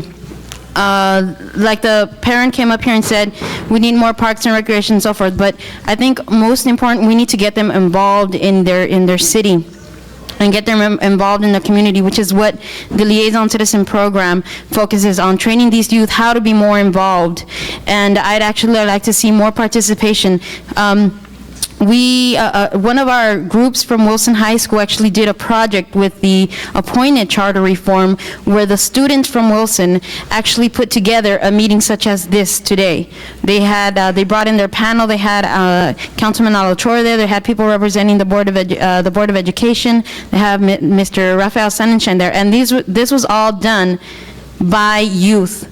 Now, that's a resource that we're ignoring. I think just as a whole, society as a whole is totally ignoring youth as a resource. The organization that I work for, that's who we focus our efforts into getting the youth more involved. And you actually have to consider that these are the same people that are going to be voting when some of these things come, when the charter reform actually brings up some of the things that they're going to be, like whether to vote on something or not. Some of these youth are going to be of voting age. So I really would like to encourage you to work with youth, get more involved in the different agencies that work with youth, with the Safe Haven, with Liaison Citizen Program, and other organizations that work with youth.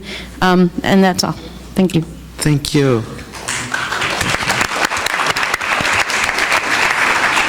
Greg Simons, Anthony Chavez, and Vladimir Sesna are the next three speakers. Good evening, Commissioners. My name is Greg Simons. I'm the Citizenship Project Coordinator with CHIRLA. CHIRLA is an immigrant rights advocate group, and we're located about 6 or 7 blocks up here on Wilshire. I've come to talk to you tonight about basically civic participation. I think that's probably the overriding goal of any city charter, is that it creates venues for the residents and the citizens of the city to participate democratically within their city. Specifically, I've been to several of these charter reform commissions, both the elected and the appointed, and I'm going to echo some of the things that you've probably heard tonight here and other places. I do agree that the Neighborhood City Council is a good system, and that it can work, and that it should be based, the participation, not only in the officials, but in the electorate of these city councils, should be based on residents, and that should be the primary motivating factor, that residents have a voice to the city. One of the things that I agree in principle with some of the things that Councilwoman Goldberg had said today, that they are paid, for example, that they are not advisory, because if they're advisory, that gives them no power, and which is basically what we're trying to create through the neighborhood councils. But I'm concerned that number one, I'm very concerned that if it doesn't go hand in hand with an increase in the city council, then we're just creating another layer of government, and that basically we could maybe insulate the electorate even further from the city. And for the same reason, I'm concerned also that they are tied into the districts themselves, because we don't want to create a feudal system within each city council district. Another thing I would like to say is that as far as the makeup of the city councils, as has been echoed here before, we should really look at areas and neighborhoods and parts of the city that identify themselves as a city, and divide it along those lines, rather than just going in and with the pie cutter and making our own little neighborhood councils and so forth. And it shouldn't be tied into that. And that's my recommendations, and I'm sure they're echoed wherever you go. Thank you. Thank you so much. Anthony Chavez, Vladimir Sesna, and Melvin Cañas. Good evening. I'm Anthony Chavez. I'm an attorney with MALDEF, the Mexican-American Legal Defense and Educational Fund. I do our voting rights work. I've worked in the voting rights field for most of the past dozen years with MALDEF, with the Department of Justice, and in the private sector. Initially, MALDEF would like to applaud this commission for its hard work, and we believe serious thought that it's dedicated to this very important issue to our community. And we think that the product and the recommendation that you've put forth exhibits that serious thought and hard work. I would like to direct specifically my comments to three specific areas. First is the size of the council. Second is whether or not at-large seats should be included. And then finally, the timing of the elections. With regard to expansion of the council, we believe that it's very important to consider expanding the council as this commission has recommended. It's important to consider expansion because currently at the size of the current council districts, too many groups are required to be submerged within districts together. And it diminishes their ability to seek and to achieve representation on the city council. So we do think that it is time to expand the council. With regard to a particular size, we think that probably something in the range of 19 would be the best number, and we arrive at that through a number of different reasons. We think that something like, you've mentioned a range of 17 to 21. We don't think that an increase of only 2 seats would be sufficient. That won't dramatically change the number of persons per district, and furthermore, it leads to a very distinct possibility that the addition of the 2 seats will be retrogressive. I know that one of the earlier speakers, Mr. Diaz, talked about retrogression. You probably know what it is. Let me just say it quickly. It basically refers to whether or not a changed method of election will decrease the proportional representation that a community could elect to the given body. And we think that if you were to add only 2 seats, you're very likely to cause the retrogression of the 2 major ethnic populations in Los Angeles. So we think that 17 would be too low. And as I said, it wouldn't really change the size of the districts. Something more towards 19 or 20 would be more able to accomplish that. And we'd also recognize that if you get closer to the range of 19, it allows you not to have to extend the Harbor District into South Central Los Angeles, which is a combination of 2 population groups that just doesn't really make sense other than for equal population. And then finally, we'd also point out that Mr. Diaz, David Ely, who's spoken before you, they've all supported 19. We think it's a very logical number, and something in that range we think is what makes most sense. With regard to at-large seats, we won't directly oppose those, but we do urge extreme caution before you decide to include or recommend that at-large seats be included. And there are several important things that you should consider. First, Los Angeles City, Los Angeles County is an area that is recognized to have the preconditions present for voting rights violations. The City of Los Angeles has been sued and changed its districts to avoid the lawsuit. The County of Los Angeles was sued and lost. Those court cases have established that there is the preconditions for voting rights violation in this area.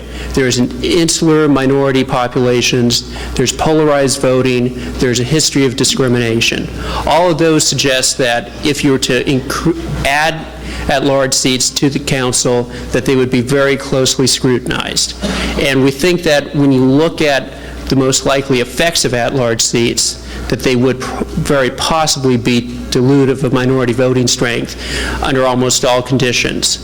Think of the size of the city, 3.5 million people, that having to run for an at-large city seat would be very expensive, would be most likely to deter minority candidates from running for the council.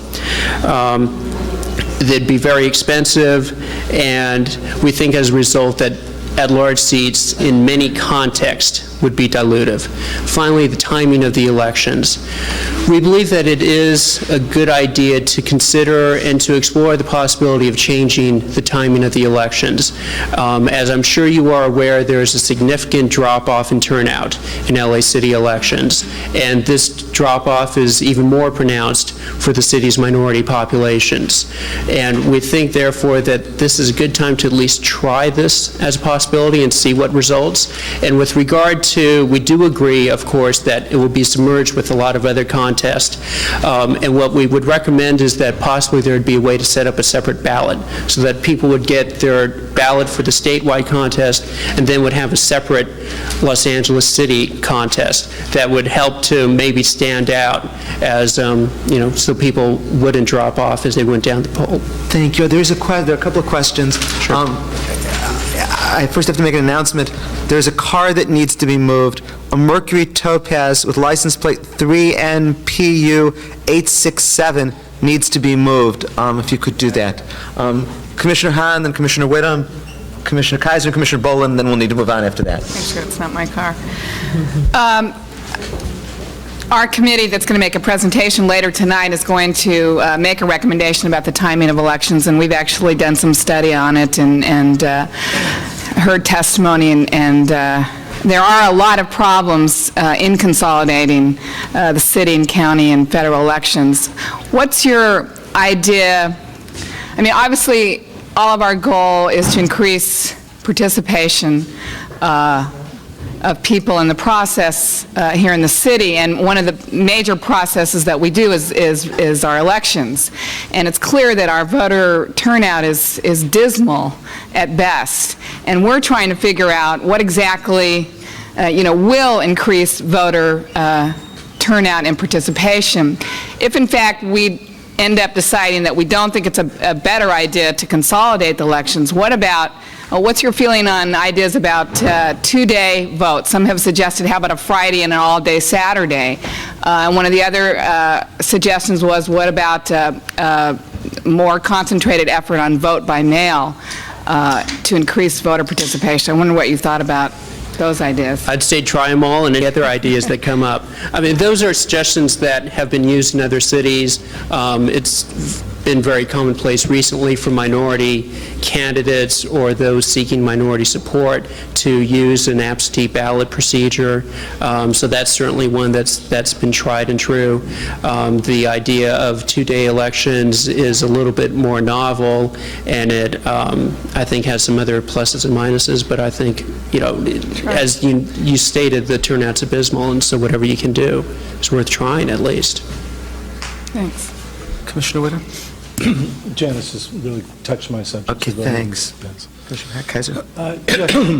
Regarding the timing of elections, I'm sorry, I was writing my notes and I probably missed what you said, but you said that drop-off is likely to be greater with minority voters. Right. And then you said, and then you said we should try changing the election to the even-numbered years as an experiment. Was that? Yes. Yes.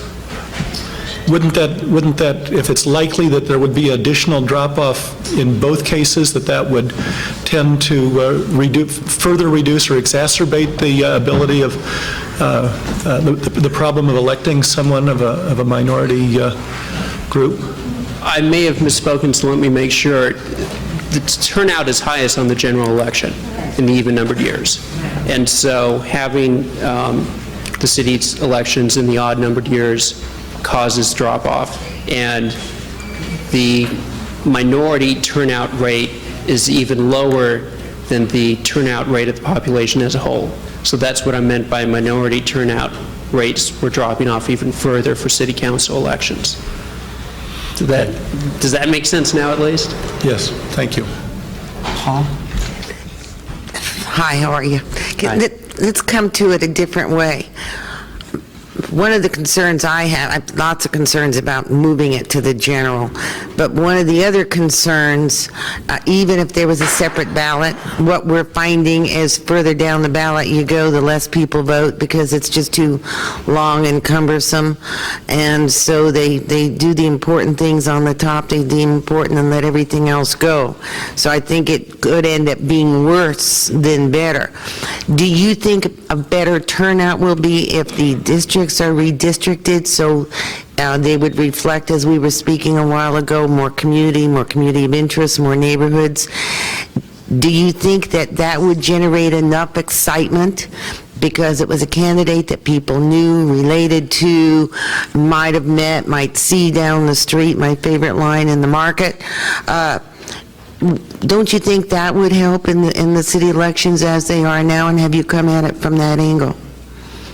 What I've seen in the various jurisdictions I've looked at, usually at the other end of a lawsuit, is that when you change districts, there's an initial amount of enthusiasm as people get a new opportunity to elect someone. If you were to expand, if you were to redistrict, if you were to expand, in either circumstance, you would most likely get an increase of turnout, an increase in participation in ways other than just turnout, attending meetings, contributing, whatever. But what you also tend to see is over time that sort of excitement begins to diminish as you've got an incumbent in, the incumbent may be doing fine, people aren't as excited to come out to vote to support the incumbent, they figure he's going to get reelected or she's going to get reelected. So I think there is an initial sort of takeoff, but then it will diminish. What I had suggested, because I've heard it recommended by other people, is that what you may want to do, if you're to change the timing of the election to have it concurrent with the general, is give voters a separate ballot. So it's not, the 105th item, but it's a separate ballot, and you hand it to them and you say, this is your state election and this is your city council ballot. And then that will sort of help to deter some of that. I think someone referred to it as ballot fatigue, where they just get tired of, they keep going through contest after contest. That's one possibility. Commissioner Romero? When we heard from Dr. Leo Estrada with respect to the size of council seats, he had also articulated perhaps looking at 19, not only to achieve greater geographic compactness, and he specifically mentioned the harbor, but he also raised the possibility that if we were to go to 19, we quite possibly could develop the boundaries that potentially you might take a look at perhaps an Asian American being represented from that seat. In terms of Maldev's representation for 19, is that something that you're sort of taking into consideration as you recommend 19, or if you can tell me a little bit aside from the geographic compactness, which I think we all understand, sort of the impact of 19 in terms of present representation of Latinos and African Americans, but also possibilities for other minority groups. Okay. Let me first deal with the Asian population. I've sort of done some playing around on the computer, and unfortunately, I was doing it with someone who's got some expertise in this area. And what we concluded was that you would have to increase the number of council seats dramatically to achieve what would be what you look at from this perspective as an Asian majority district that is strong enough that Asians alone can elect the candidate of choice, because the Asian population is too diffuse in LA City. So 21 won't get it for you. What you get in the initial expansions of council is you decrease the number of Asian populations that you lump in to get a 30% Asian population. You don't have to increase to add Chinatown to Koreatown, for instance. So that sort of is beneficial, but you don't really reach a threshold for quite some time. One of the reasons to support 19 is the retrogression argument and how it would affect both African Americans and Latinos. I think there's no doubt that if you were to add 2, you're not going to be able to add another African American district. You might be able to take some of the Latino population out of the current African American district and make it more of a pure African American district, but you wouldn't be able to increase the numbers. And as you get higher towards 19 or 20, the odds of being able to keep the same proportions are better. Thank you so much. Sure. Thank you. The next speakers are Vladimir Cessna, Melvin Cañas, and Iquanas Unidas. Hi, my name is Vladimir Serna. I just wanted to point out 3 issues. I want to echo one that you've been constantly hearing already, which is the issue of voting by either being a resident or a citizen. Before, and I don't want to repeat myself as to the things you've heard, I just want you to consider this argument, which is that you now have the chance to finally set straight one of the, what I've seen as one of the biggest contradictions that the city is enforcing right now, which is that when it counts the number of people to determine the district, they take into account residents, people that live there, regardless of who they are, whether or not they have the right to vote. And with the recent developments in District 1, as someone pointed out, you also see how that is not beneficial even for the purpose of democracy, which is that in order to launch a recall petition, you have to take into account the 10% of the people that are people that are residents in that district.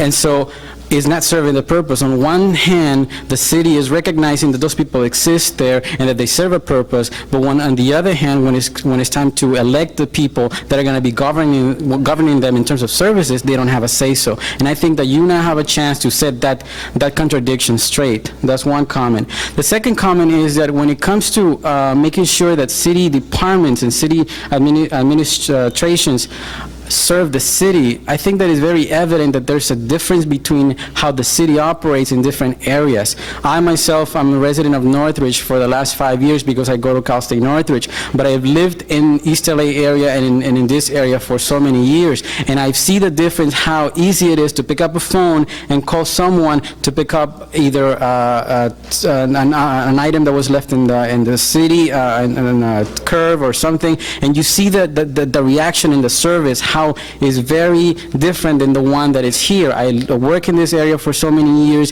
and it's evident that even though this is the area that needs the most services, when it comes to getting those services and getting what we pay for when it comes to taxes, we're not getting what we're paying for. And that should be also looked at, that instead of creating a whole new bureaucratic layer in the government, that also accountability is taken also is added in the equation. And the last thing also that I wanted to mention is that when it comes to accountability, we, in terms of agencies in this area, when we deal with the city, it's amazing how even people that are paid for to track the progress of some of the complaints, filings, and so forth, the left hand doesn't know what the right hand is doing. And I think that when it comes to accountability, it should be not only from the council members, but also should be, even all the way down to administrators, clerks, and so forth. Because the bigger the city is, actually, the less of a chance regular residents like us have to actually have access to those services that are offered by the city. Thank you. Thank you so much.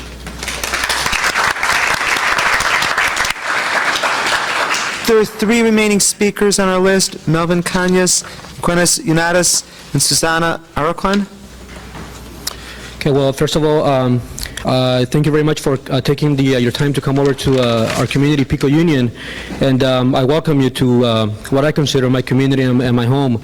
I have been living in this area here since I was 11, since I came from El Salvador at the age of 11.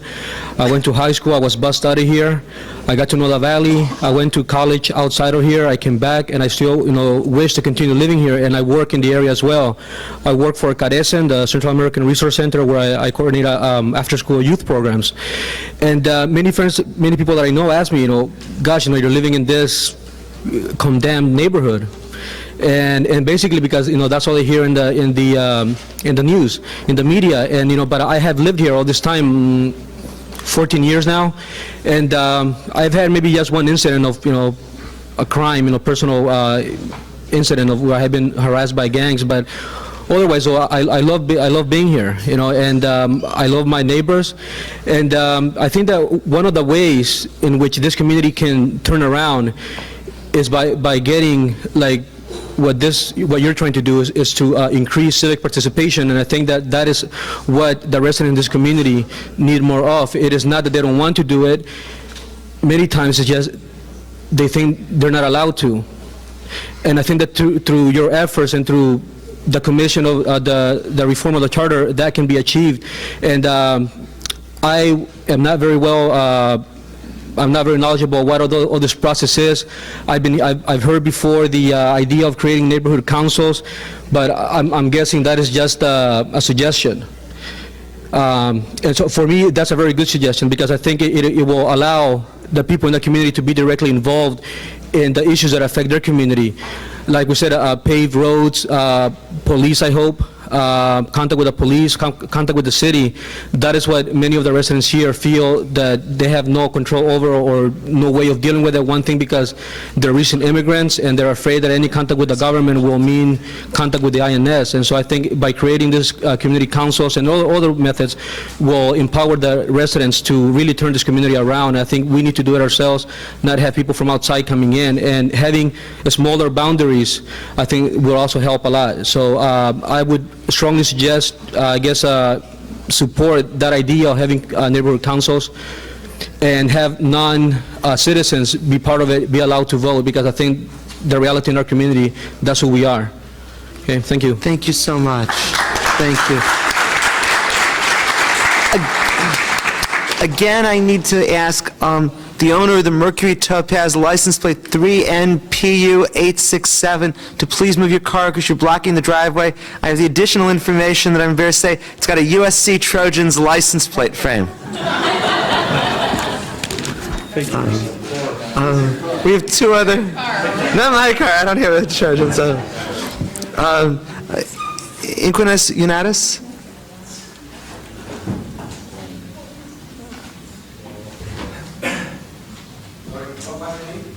I may have mispronounced and I apologize. Is that Inquilinos Unidos? Yes, please. Okay. Thank you. I apologize for mispronouncing your name. That's okay. I know it's late. I am Enrique Velázquez, and I work with a non-profit organization based in Pico Union. I don't live in the neighborhood. I live in Hollywood, but I work here, and I've been working here for the last 7-8 years, more or less. Man, I thank you for being here today, for giving us the opportunity to listen to some of the community workers here, or the workers that work out of this community here. Let me say that I like the idea in having the community councils. I'm not too sure what the mechanics is going to be, so people will participate into these councils. But one thing I believe is that everybody who lives in the city should have the right to participating and expressing their opinions into how the city should be run. To me, it doesn't matter whether or not I am a citizen or not. I live in the city. I am kind of tired that my community has been not taken into account when it comes to decision-making process. Sister Diane mentioned it before, how involved the residents in the neighborhood where she works are. And that happens when people find an environment where they feel welcome. People get involved when they know they will be taken into account.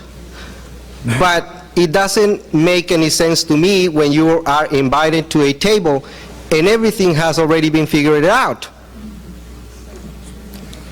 To me, everybody here, you guys have a great opportunity to put the things in the right place. I don't know what that means. I don't know what changes those will be. But you should open up your agendas and sit with the community groups. And the more important, the people that come to our offices, the people that we work for, are the one who you will be affecting. I have a small wish list here, and I know I don't have enough time, but I work with tenants. And I work with tenants not only here in the Pico Union area, but all over the city of Los Angeles.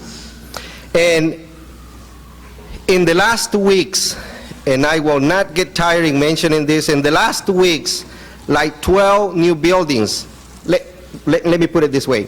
We had been obligated to working with like 12 new buildings in the area, basically because the roofs had fallen. And it is a nightmare in getting through city agencies. So they will come to these places and help residents.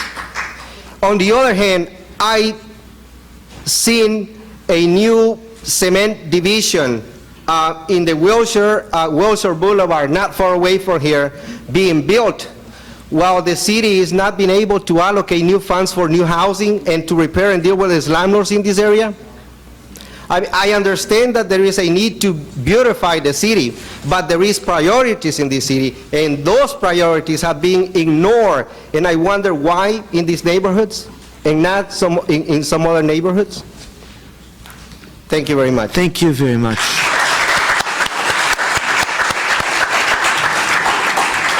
And the last speaker card I have is for Sana Arquin.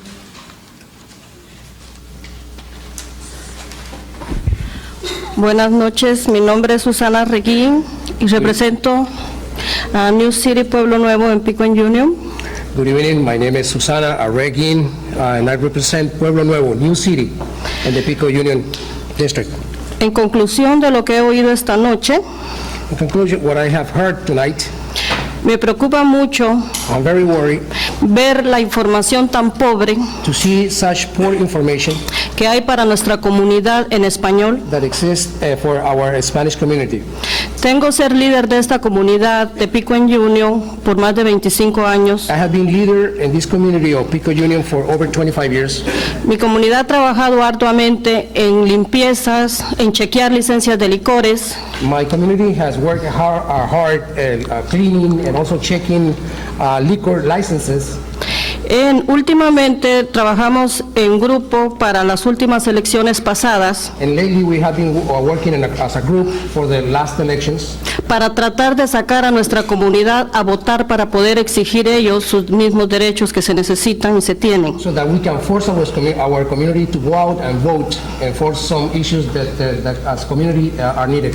Y desgraciadamente en esas elecciones fuimos olvidados. Unfortunately, in these same elections we have been forgotten. Los cambios que tuvieron de direcciones no tuvieron la gentileza de avisarnos con suficiente tiempo. The changes that they have with the addresses, they did not have de registros para votar. To let us know in advance so that we could go ahead and register to vote. Entonces la misma gente andaba perdida y no sabía dónde podían llegar a votar y teníamos de un día para otro nada más la información de una nueva dirección. So the people did not know where to go and vote because the change of address was made from one day to another. Tengo mucho que decir, pero sé que el tiempo es breve. I do have a lot to say, but I know that time is brief. Y en todos estos nuevos cambios que ustedes tienen, So all of these changes that you have in mind, se encierra una sola palabra. you can enclose all of that in one word. Trabajemos juntos. Let's work together. Porque es lo que necesitamos, que ustedes se acerquen a nosotros para que la comunidad de Pico en Union siga mejorando. Because that's what we need, that you get close to us so that this Pico Union community keep on improving. Por la sencilla razón de que la comunidad últimamente ha tratado de darse a conocer y por eso es que ustedes están aquí. For the simple reason that this community has lately tried to be noticed, and that's the reason you guys are here. Thank you. Thank you. Thank you.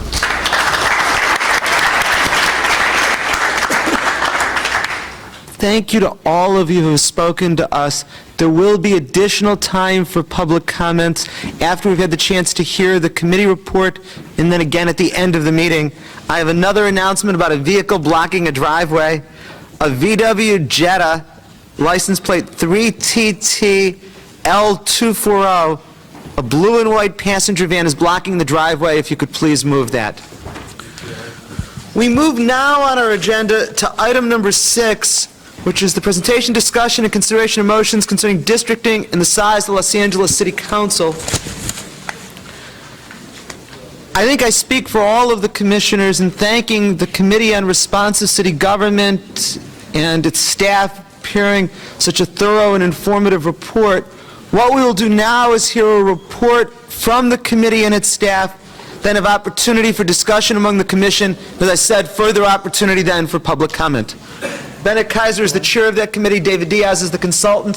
However, you're planning on doing a report. Shall I make the presentation from there? Wherever you're most comfortable, Bennett. Or from here? Why don't I stay here? The Committee on a More Responsive City Government with an Involved Citizenry has been meeting for, seems like years now, although we've only been meeting for a few months. On the issue of the size of the City Council, the criteria for selecting or describing districts of the describing the boundaries of the city council districts and the timing of municipal elections. As part of our process, we haven't only met in one place, but we have actually met in several communities around the city. We had hearings in the community of Atwater Village. We had a hearing in Northridge. We had a hearing in Hancock Park, and a fourth in Watts.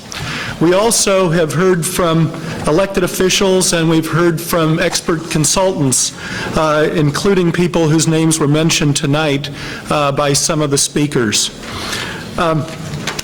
Before going any further, I would like to introduce by name the members of our committee.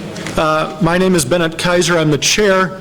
The other members of our committee include Marguerite Archie Hudson, Paula Boland, Marcos Castaneda, Janice Hahn, Gloria Romero, and Bill Weinberger. Very much involved in helping us with our deliberations and in putting together our report is our commission staff and our pro bono consultants who helped us, as I said, put together what in my opinion has been a very good presentation for our committee report to the commission. David Diaz has been our senior staff member, and Scott Svizlowski has been a researcher for us. Steve Rogers and Richard Fajardo and Scott McVarish also wrote key parts for the committee report tonight. As we've looked at the different topics regarding the number of city council districts and the way to draw the boundaries, we've come up with 6 different topics. And those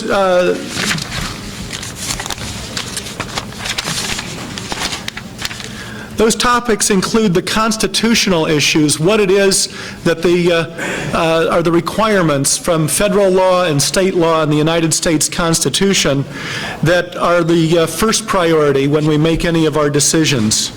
We also wanted to look at the number of council districts, again at the criteria for boundaries, at who draws the boundaries, who's responsible for making those decisions, the timing of elections, and the effect of incumbency on redistricting, as was mentioned briefly earlier by Commissioner Pacheco.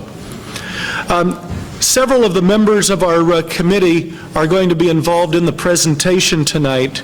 And first, on the constitutional issues and on the number of city council districts, Commissioner Bill Weinberger will make the presentation.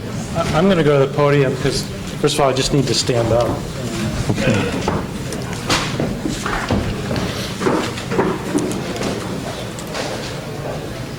Paula, you'll be next on the... because of our time limitations, because you have a full report, I'm just going to go over it very briefly, and also because a number of the speakers already talked about it, including the attorney from MALDEF, and really covered it pretty well. There are some significant constitutional issues that are involved in the issue of districting and the number of city council districts, it relates to the constitutional and federal law issues relate to the number of people in each district, district boundaries, whether we can have at-large council members, and some other issues as well, but those are the 3 main ones. And basically, what it requires is one person, one vote. There has to be a substantially, pretty much the same number of people in each district. And that doesn't mean number of voters, but that means number of people. And that's under federal law. And as you've also heard from some of the speakers, the Voting Rights Act, Section 2, prohibits vote dilution by any means of any racial or what they call language minorities in the law. So anything that would have the effect of diluting the vote and the representation of those groups would be prohibited and would be challenged. Those are the considerations we have to keep in mind as we're looking at the issue of the number of city council districts and boundaries. Let me go on to the next, and I think the charter, any charter revisions that we do have to include those concerns. On the number of city council districts, I'm actually, David, I'm not going to necessarily go according to the, okay. I wanted to just start by saying that the current charter in Section 6 provides for 15 council districts. That is the same number of council districts as when the charter was adopted in 1925, when the population of the city was much smaller. And what that small number of seats has led to is a number of concerns that we've heard voiced in all the 4 hearings that we held at the places that Commissioner Kaiser mentioned. One of the issues was a lack of access to council members, a feeling that people just could not be heard. That was a concern voiced at every place we went. The second was that council districts were too large and unwieldy for council members to represent their constituents effectively and to get things done. And the third was that council districts cut through too many communities and neighborhoods and therefore can't represent any of them effectively. The committee, there were a number of alternatives that we considered. And I think there's a, sorry if I, okay. All right, there are a number of alternatives that we considered that are in your report. One was maintaining the current 15 district city council.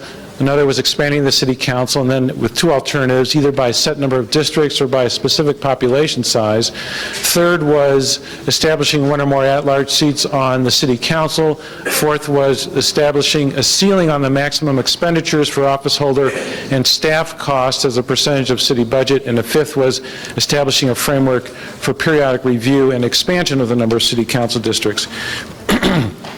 There was clearly a consensus on the committee for expanding the number of city council districts. But there was not a definite consensus on how many districts. There were different views voiced.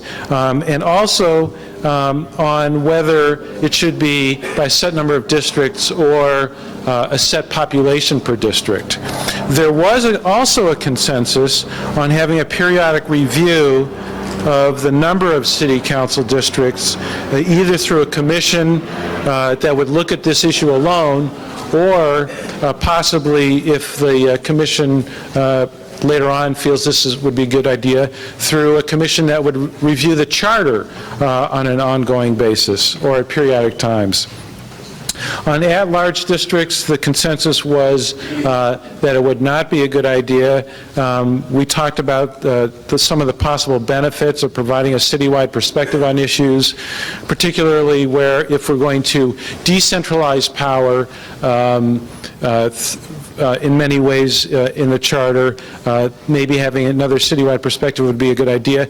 But the drawbacks and the concerns about problems overrode those benefits. Those drawbacks are some of which you've heard, that it would not provide a citywide perspective, but rather a at-large member would be beholden to the interests that got them elected, whatever those interests may be. And there was also a concern about vote dilution. With regard to costs, this is really a political issue. If we're going to increase the size of the city council, that may lead to greater costs, and you have in your report different scenarios of how costs may be increased and may be contained. We agreed it was a concern we need to address in presenting this to the voters, but there was consensus on the committee that we should not include in the charter any limitation on the costs of the city council staff and budget, particularly unless we also included a limitation on the budget for the mayor's staff, the city controller staff, the city attorney's staff. And we just didn't think that was a good idea, especially Janice. And I'm just kidding. And actually, the people we heard from in our hearings said that if this leads to greater representation, an increase in cost, provided it's reasonable, will not deter us from voting. And so that's clearly the message we have to get across if the commission feels that we want to increase the number of city council districts. I'm going to end my part of the presentation here. And I guess we're going to wait to discuss the whole issue until we've finished our... Perhaps it would be better, Mr. Chairman, if there were questions on each part, if we would ask the questions as we go along. Is that okay with you, Bill? That's fine with me. Why don't we do that?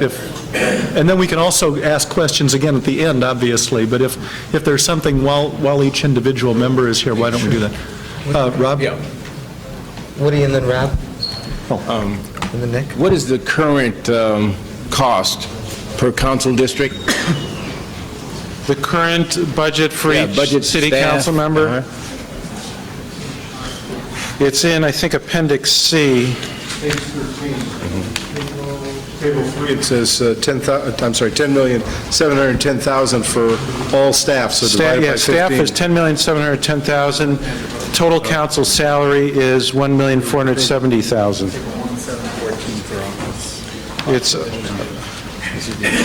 okay, per district, the budget for individual council staff costs is $714,000. Individual council salaries is $98,000 per council member. So the total cost per city council office is $812,000. And I believe that, David, it's 3% of the city budget? 0.3% of the total city budget. Paula Boland also wished to address the question. Woody, one of the things that we determined was with smaller districts and more compact, each council member wouldn't need as much staff, or they wouldn't need 2 offices, because now it would be, if we did something proper about the redistricting, then it wouldn't be so difficult to service a district. You wouldn't need as many people or 2 different offices. So We're talking about cutting their staff? Are we talking about cutting the staff of the council district? Actually, what we elected to do as consensus in the committee was to reject the idea of putting a cap on the council district budget and allow the city council itself to determine what that number would be and live with the political consequences. But I think the feeling was, to pick up on your question and what Commissioner Boland was saying, was that if there are more compact districts, then perhaps some of the districts that have 2 field offices would not need 2 field offices. Perhaps they would have 1 field office, each would have 1 field office, and there was also a discussion of possibly sharing resources among city council offices. But the council, I'm going to be very clear with this, but the council would make the decision in terms of their budget. That's correct. And that budget could be an unlimited budget. We felt, that's correct. We didn't feel that it would be appropriate to put that in the charter. That was the committee's feeling. The commission may feel differently. I have Rob Gushan and Nick Pacheco. I've got a couple of questions. Bill, a radical hypothetical. You got rid of the city council districting the way it is now, and you adopted a system where you had a metropolitan city council where you took every defined community of interest, by community of interest geographically. The city of Los Angeles today defines, I think, 80 to 90 or more communities. If each of those communities elected one person to a metropolitan city council, do you see any problems with any violation of the legal principles that we're to be guided by? If there were a metropolitan city council elected by district? Yeah, with each district being a community, a defined community. As long as each district had substantially the same number of population, and as long as there was no dilution of the vote of racial or language minorities, that in and of itself would not violate federal or constitutional principles. Okay, and then a less radical proposal, which would be to increase the size of the council to, say, 19, which is, we've heard some testimony about that tonight. If you were to still adhere as one of the guiding principles to not dividing established, defined community boundaries, such as taking Highland Park and dividing it up, or some of the other communities. So long as you had, would it be substantially the same numbers that could pass this legal principle? Or what if, in order to adhere to defined community boundaries, the 14th district, say, had 200,000 people, and the 1st district had 180,000 people. But by, the reason you'd have that discrepancy is because you're not breaking up contiguous, well-defined communities. Would the mere fact that one has more than the other, like in my example, throw that off? The short answer is yes, and the longer answer is it depends. There can be some percentage differences in number of people in each district, but those percentage, the larger the percentage, the greater chance there's going to be a Voting Rights Act challenge. And the percentages cannot be very great, and maybe David wants to speak to that. Just briefly, the testimony we heard, an acceptable range is probably around 5 to 7%. On rare occasion, the court will allow almost a 10% difference in population. But once you're bumping up to the 10% or over, you're really in trouble. Nick Pacheco, Woody Fleming, and then we should probably...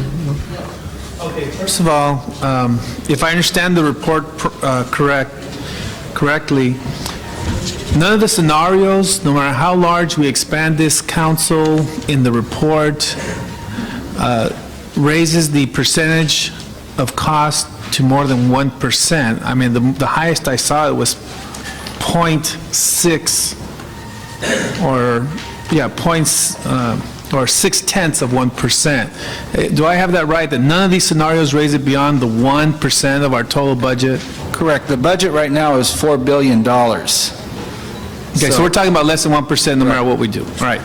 Second of all, on page 13, I strongly disagree with one of your assumptions, and I want to make sure that we reevaluate this position. One of the assumptions you made was that smaller districts will not need as many field offices as the current level of districts, and that would be a cost-reducing assumption. The reason I disagree with it is because one of our goals is to empower the communities.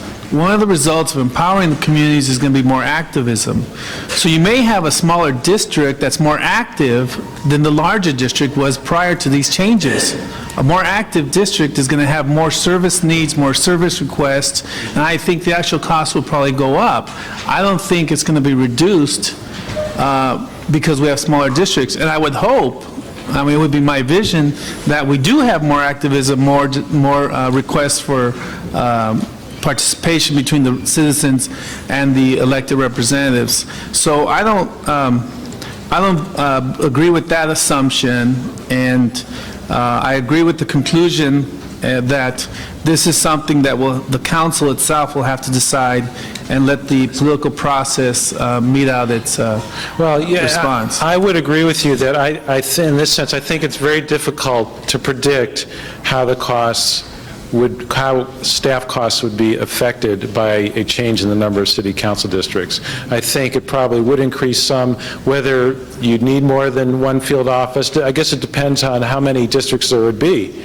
And the other issue that, addressing your question or your comment, and also in general, is one of the, I don't know if we're going to make any decisions tonight, and I'm not sure that we can, because in terms of increasing the number of city council districts, this is going to affect the workings of the city council and how it operates as a body. And so part of our our deliberations and our decision process has to include what role is the city council going to play under a new charter. And I think that's a critical question. It's not a question that our committee looked at. Two more questions, then we should move on. Woody and then Dennis, and then we really should move on. And I don't know if my question should be made now, but it pertains to the neighborhood council. Is that? Go ahead and ask, okay. and then we can decide. Bill can decide. In your estimating budget, was there anything done pertaining to neighborhood councils? We focused on city council budgets. Did we focus? I didn't think we did. We will be developing probably somewhere between 3 to 5 cost scenarios for neighborhood councils. That's going to be a serious question you're going to have to decide, and we're going to give you a reasonable range from which you can make your judgment in the future. But we did not address this in this series of issues. And if it was addressed, what would we be talking about in terms of that, the population or the districts, or would that be all-inclusive? Well, we would be looking at the size, we'd be looking at the districts, and we'd be looking at different scenarios of costs. We could look at just, and I want to get out of this because it's not germane, shifting city staff, one director to really a full compartment of staff for neighborhood council, but that's really a discussion for the future. Can I just make a comment? You know, I was on this committee, and you bring up a good point, because I was probably the lone committee member that really had to be convinced to increase the council members, because I wasn't sure that it was really going to solve this problem. In fact, when we had our public hearings, I would specifically ask, if we had elected neighborhood councils, do you still feel like you want more city council people? And we even said, would you be willing to pay for it? Because frankly, I mean, we can look at all the statistics we want. More council members is going to mean more money. There's no way around that. And most of the people in the community said yes to both those questions. Even if they got elected neighborhood councils, they still wanted more council members, and they were willing to pay more money for it. So I thought that was interesting. Commissioner Zine? Yeah, two quick ones. Most districts, I understand at this time, have only one district office. Most council districts have only one district office. No. I think many of them have 2. Many of them? Mine has 3. How many does yours have? Mine has 3. Well, I think the Valley shortchanged again, because the ones I know, we don't have that many. The other question, on the first slide, you talked about the Voting Right Act and Constitution, et cetera. I've heard some discussion about expanding the the right to vote for neighborhood councils to residents, not citizens. Right. That's constitutional. That is constitutional? That is not prohibited by the U.S. Constitution or any federal law. Okay, thank you. At that level. Okay. Thank you. If I understand now, Paula, you're going to speak, is that right? Yes. And then how about after that, and after the questions, Paul, we'll then take just a couple of minutes stretch break at that time, just to stand up at our places and stretch after that?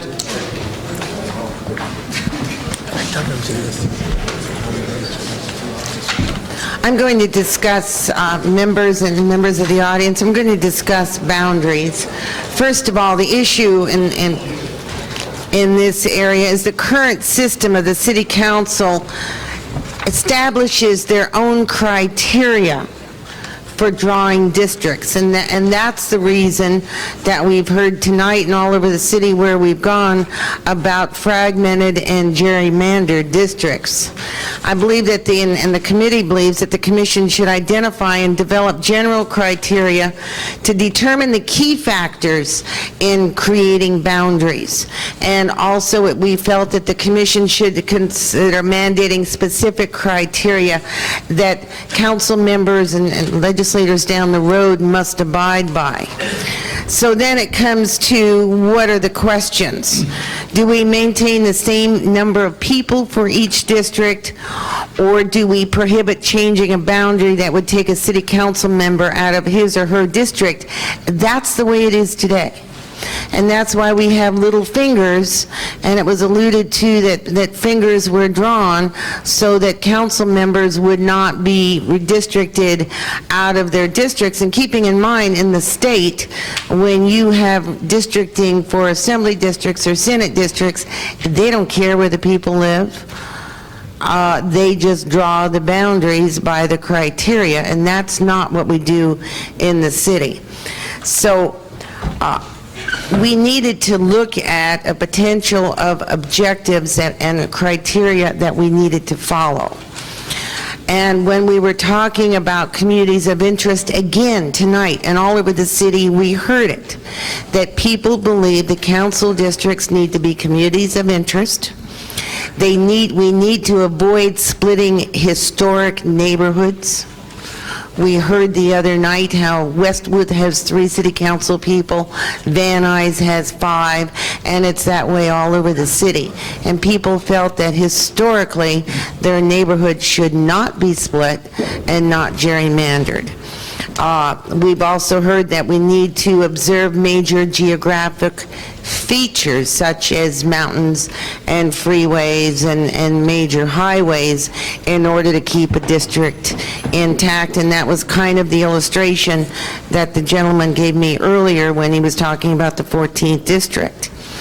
The other area was compactness and contiguous, and our committee members came to consensus that those are the areas that the majority of the people that we've spoken to wish to see, and those are the areas that we would like to see too.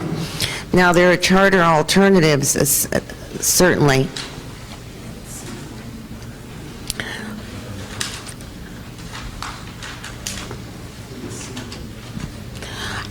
Let's go through alternatives for a moment. We can maintain the current system of limited criteria, which we have in the charter now, and that limited criteria is just worry about a city council member seat, as I discussed. We could establish a mandate criteria that directs the process for redistricting, or number C, which the committee chose by consensus, develop a set of recommended criteria to establish a framework for redistricting. We took this very seriously because we realized that this area was the crux of what the city and the city governance was going to look like down the road, aside from neighborhood councils and whether they became part of the mix or not. But the very beginning of government would be, what would districts look like, how many city council people, and what groups of people would they represent, and how well would those people be represented. So in our deliberations, we certainly listened to everyone and anyone that wanted to speak to us, and we felt that we had a true cross-section of the public. And though we came to consensus before we came tonight, we've heard from you here the exact same reasoning. Hey, we want to be represented, we want someone that's local, someone that we know, and we don't want you to break up our communities. Thank you. Thank you. Before questions, again, the Mercury Cougar 3 NPU 867, you're blocking someone. If you could please move the car. Commissioner Glish. Is that anybody's car? Well, I guess it would either go move it or... Commissioner Glishan? And then Commissioner Romero, Commissioner Rab? Question to anyone on the committee. If the committee had a consensus to support specific criteria for creating the city council districts, new council districts, did you reach a consensus as to what that criteria would be? Paula, you had mentioned a few. We've heard a lot here tonight, but I'm wondering if the committee reached a consensus on the criteria that would be included. If you look at page 19 of the committee report, it lists criteria 1 through 5 in a potential, in a hierarchy that we would hope would be considered by the full commission. Right. What I wanted to know is specifically is that, are those 5 items? Not limited to those, but certainly that gives certainly the blueprint for what we heard, and we did it again by consensus, that there should be community of interest, avoiding the neighborhood, splitting of neighborhoods, observing geographic features, utilize the physical structural features where we could, and where the districts would be compact and contiguous, rather than separated by mountains and rivers and that kind of thing, so that they weren't even, the neighborhoods in some areas have absolutely nothing in common, or may not ever see their representative because they're such a distance away. Thank you. Commissioner Rivera? Yeah, actually, I need to make a correction because I'm hearing the statements that there was a consensus by the committee, and I actually think that that's inaccurate to say that. There are 7 committee members participating in the vote to make the recommendations were 4 committee members. 2 commissioners, Archie Hudson and Castañeda, were absent from the discussion. I was present but chose to abstain from all voting because I wanted to hear first from constituents of the 1st District, specifically with respect to this. So I did not want to make a conclusion before residents of the 1st District had an opportunity to speak. So while there may have been a consensus of the 4 remaining committee members, I just want to, as a commissioner, point out very clearly that I think perhaps more accurately we might say that it was a majority vote, but it's not a consensus. And I think that we need to reflect that overall. Having said that, overall, though, I do want to just make a couple of comments.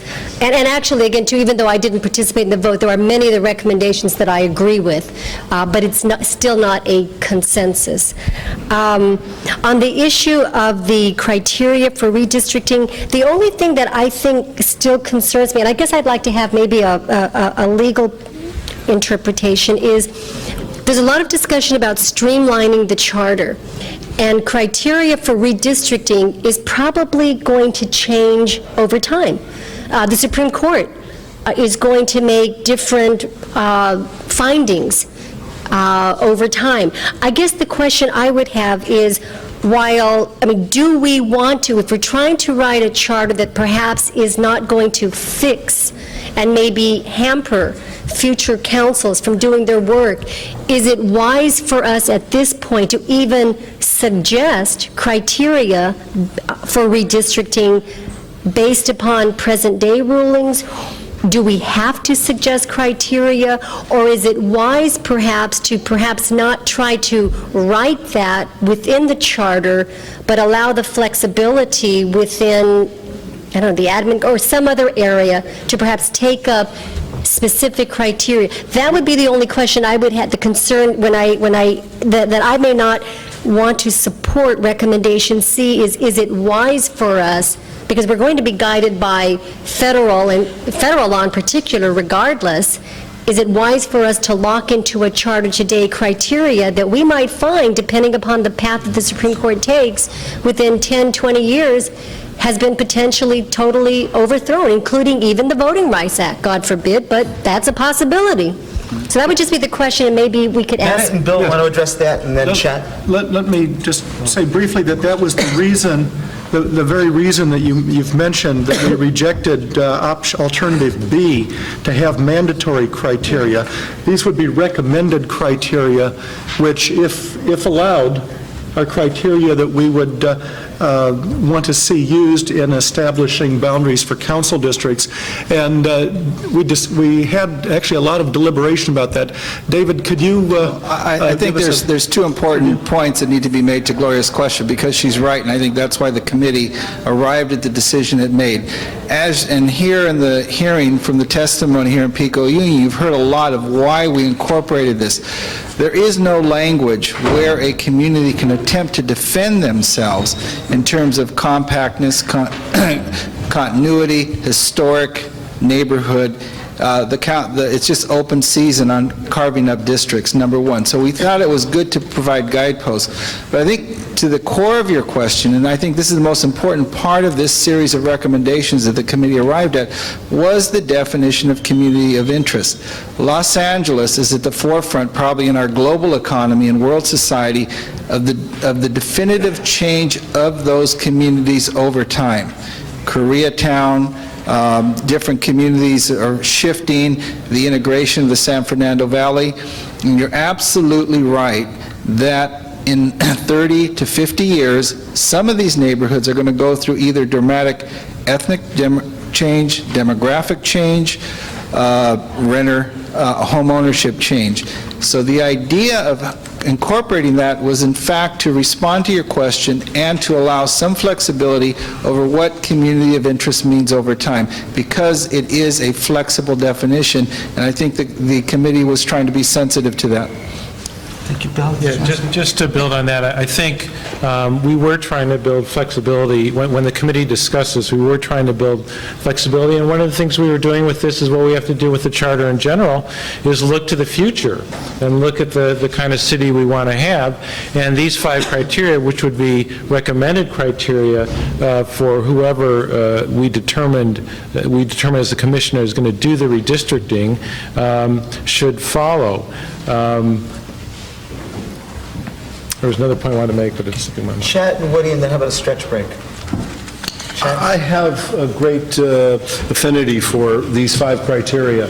My problem is when you begin to say hierarchy, I believe that you are going to be giving instructions to some body, B-O-D-Y, that might not, at that particular point in time, be in a position to live with the hierarchy that's established. As an example, avoid splitting historic neighborhoods. That's a wonderful statement. When I think of it, I think of architectural neighborhoods. I think of communities that have long established criteria. Yet 50 years ago, many of our neighborhoods today had totally different historic characters to it.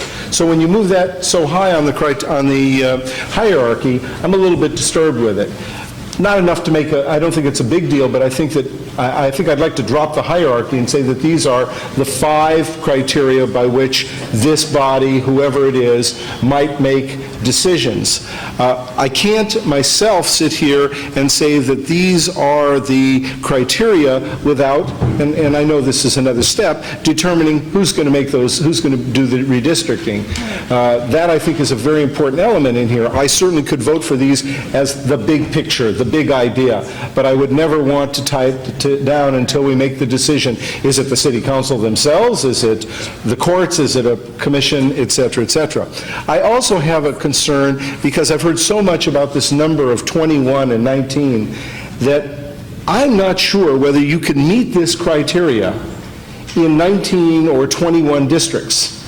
And what happens 20 years from now when our population has increased dramatically and we are forced to live with the same criteria? And this is just a point in advance when we start talking about the number of districts. We need to find some way to determine what the appropriate number of districts are without just doing it by my gut feel, as 21 is a nice number, or 19, or 35. And let me just finish one more point. And another piece to this that we need to pay attention to eventually is that if you do get to neighborhood councils, and if in fact, as an example, we decided there were going to be 51 or 50 or 45 members to this metropolitan city government, you might in fact be eliminating the need for neighborhood councils because they in fact would become neighborhood councils if there were that many council people.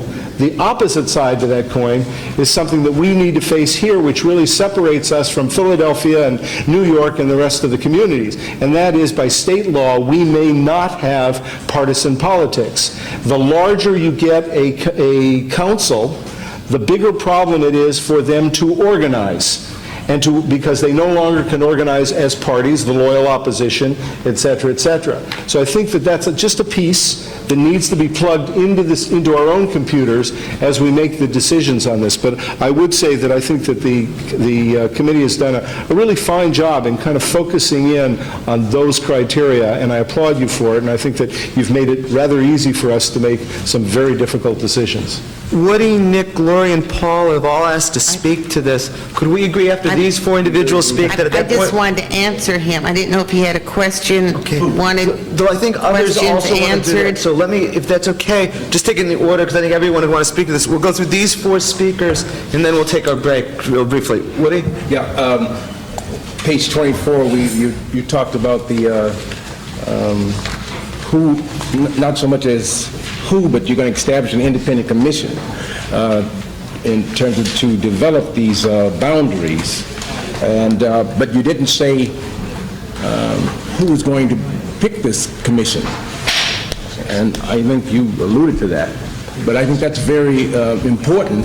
Has any thought come up in terms of who would be picking the...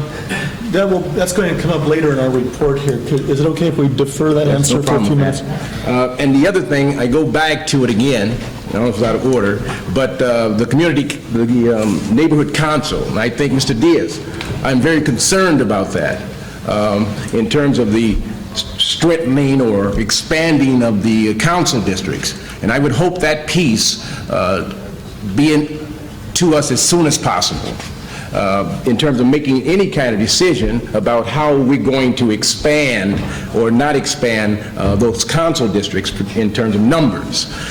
Because there are some ideas floating around about maybe we should strengthen this neighborhood council, giving it not only staff, but all of those things that would make it workable, even in terms of paying those people who are elected.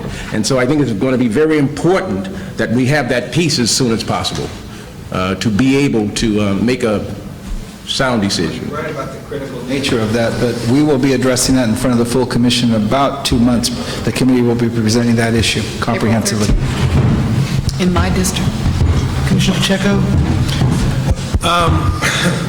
One of the first things I want to sort of give out the other side of the discussion here is I disagree with Commissioner Witham in that it's not necessarily important to me as to who is going to implement these objectives. I think the objectives are sound. I think what we're going to find out is that these objectives as goals are what we want this body or whoever we decide to draw these district lines should be shooting for. But the reality is that the Voting Rights Act, federal law, state law is going to really decide the district boundaries, okay? I like these as objectives. The only other thing I want to point out is I don't want us to get this false sense of that a community of interest is so easily defined because, for example, I'll give you 2 examples. Eagle Rock for itself. Everyone considers Eagle Rock a community of interest when you talk about it, but there is north of Hill Drive, south of Hill Drive, north of Colorado Boulevard, and then there's south of Colorado Boulevard, all within Hill Drive, all distinct communities if you know Eagle Rock. If you know Boyle Heights, they're the Mothers of East LA from Resurrection. There's the Mothers of East LA from San Isabel. There's Aliso Village, Aliso Pico Village. There's Wyven Wood. Those in themselves, if you talk to those residents, find themselves to be community of interest within that one community of Boyle Heights. So we have to be really careful in that we don't set ourselves up for sort of this, I don't want to say failure, but that these community of interest aren't as easily defined as we may think. But I think the objectives are great. I think we should, I personally, as always, would like to vote tonight, would want to vote for these, and would encourage that at some point tonight.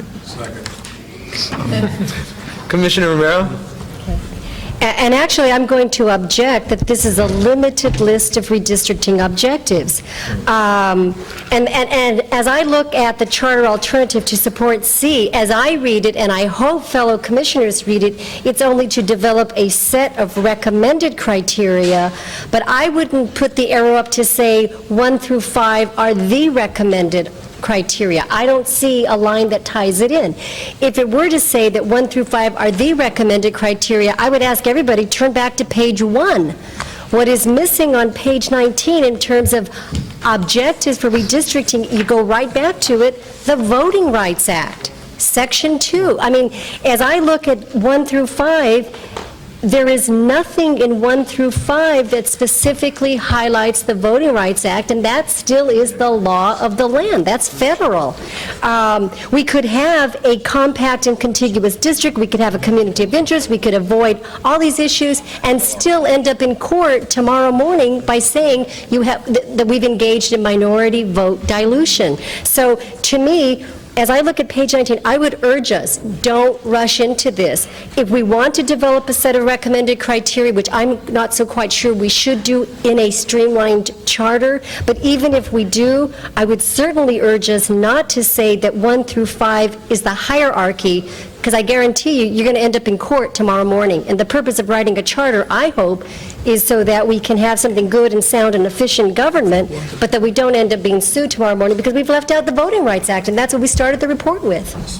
Mr. Chairman, could you just define community of interest?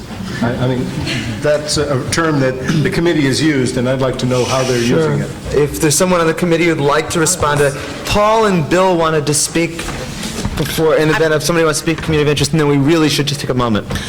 I just wanted to answer some of the questions if I could, since I made the report, Mr. Chair, and to Commissioner Whittam, part of the vote would be, do we want hierarchy, or do we not? And so that's when we present it to you.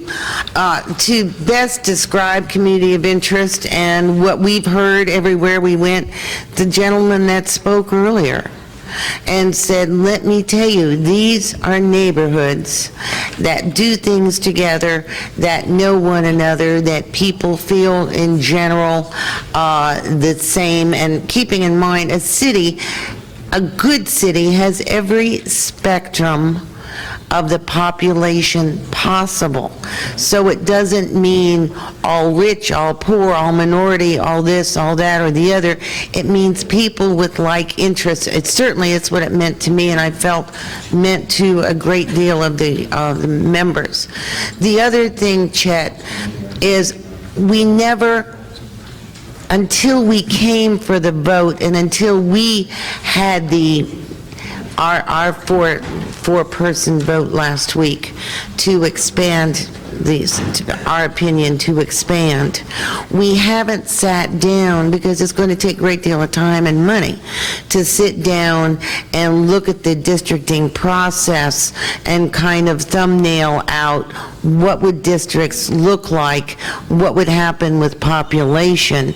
Until we had a vote, there was no sense spending those resources. When we've said that we felt it should be expanded and to go with this criteria, then we asked staff last week, get someone to start looking, and maybe the thing we heard tonight, start with District 1, so you don't have the Harbor District going down in the middle of downtown for the numbers. We don't know what the physical numbers would be until we start that process. We can just have a general clue. So that's why we don't have those answers tonight, and we need someone to sit down with the computer with the population counts and just do a thumbnail for us of what something might look like. And then the other vision was that if we said not to exceed X, I'll say 200,000 for, and hopefully that's 50,000 under what the population would be today. I'm just pulling that number out of the area. Don't take it as a number. We would say not, with a number so that 30 years from now, we'd think that's the most that area could, the one thing they're not going to get is more land. If you have two cities, two communities, they're not going to get more land. There's only so much population that can go into those communities. Bill? Just to address, first of all, Commissioner Whittam's concern, on page 17 of the report, there's some definitions of community of interest that you'll find there. The committee, in its deliberations, didn't settle on any one definition of community of interest, but that gives you some idea of some definitions that have been used. Secondly, responding to some of Commissioner Romero's concerns, the committee, in its vote, never suggested that the Voting Rights Act concerns not be included as mandatory as requirements in districting. The first section of the report was that the committee, those members who voted all in favor that the Voting Rights Act had to be, and constitutional concerns had to be included in the reform charter in terms of districting. Secondly, if federal law changes or decisions change, the charter's going to have to be subject to that. I mean, that's just the way it is. Or if it's not interpreted subject to, changing law, federal law or constitutional law, then there's going to be a court challenge and it's going to be rejected. And third, these criteria on page 19 are recommended. I don't think they're meant to be exclusive. But these are five recommended criteria that the committee felt were important. I put myself on the speaker's list. I just want to say three quick things. First, the city attorney's office prepared a memo for us that defines community of interest. I will make sure that that memo is circulated to all of the members of the commission. I don't know if it has been yet, but I'll make sure that everyone gets a copy of that. It was prepared last month. Second, I want to address something that Gloria said. And as we talk about the Constitution, the Voting Rights Act, it is important to realize that there is a tension between the Constitution and the Voting Rights Act as it now applies. The Supreme Court has said that race cannot be used as a predominant factor in drawing district lines. For example, race cannot be a factor in trying to create a majority black or majority Hispanic district. On the other hand, the Voting Rights Act amendments in 1982 say that if there's substantial dilution of a minority group's voting strength, that's a violation of the statute. And so there is a tension between saying you can't look to race in drawing districts and saying if you don't look to race and you dilute the strength of a minority group, you violate a statute. That tension is widely recognized, and it's there, and it makes it very difficult to then write criteria that meet both the Constitution and the Voting Rights Act. And the third and final thing I want to say is, if we thought of writing into the charter an appropriate ratio of council members to constituents, we should keep in mind that James Madison proposed an amendment to do exactly that for the House of Representatives. It was rejected. Had it been adopted, we would now have a House of Representatives of over 5,000 members. And I mean, the reality is, it may be that what now seems to us an appropriate ratio may not be an appropriate ratio if Los Angeles continues to grow in 25 or 50 years. Unless there's anybody else, that's my whole speakers list, if we could take a 2-minute stretch break, and if I could ask all of the commissioners and staff to please not leave here during the stretch break, because we have an important item of business while we're stretching.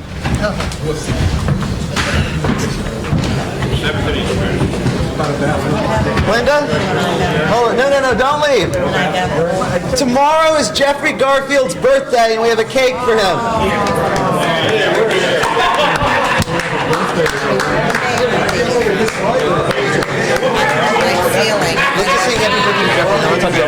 We can sing happy birthday to Jeffrey. Happy birthday to you. Happy birthday to you. Happy birthday, dear Jeffrey. Happy birthday to you.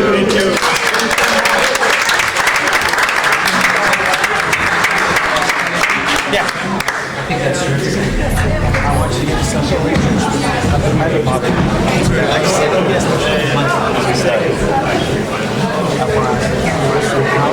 literally, we're going to just take one more minute and keep going. And we can check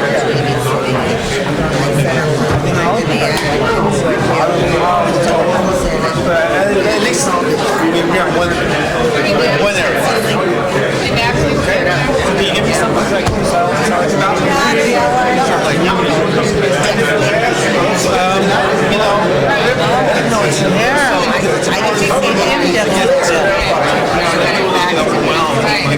Well, it's funny because every time that's one of the things that we ask when you're coming into our public hearing, we made everybody say, what's your idea of community of interest? And usually, of course, you're going to answer the different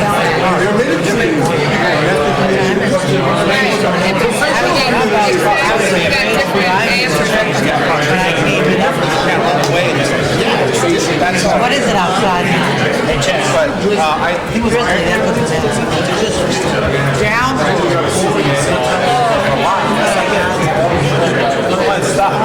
My eyes. report on PBLC that said good established time, way to go. I want to use economic density. That one, no one's No, we're not supposed to. We're supposed to stay right here. Right. You're going to help me on this one. What's going on? These decisions we make should be viewed as what they are. They're technical. People are like free to like, but they're going to make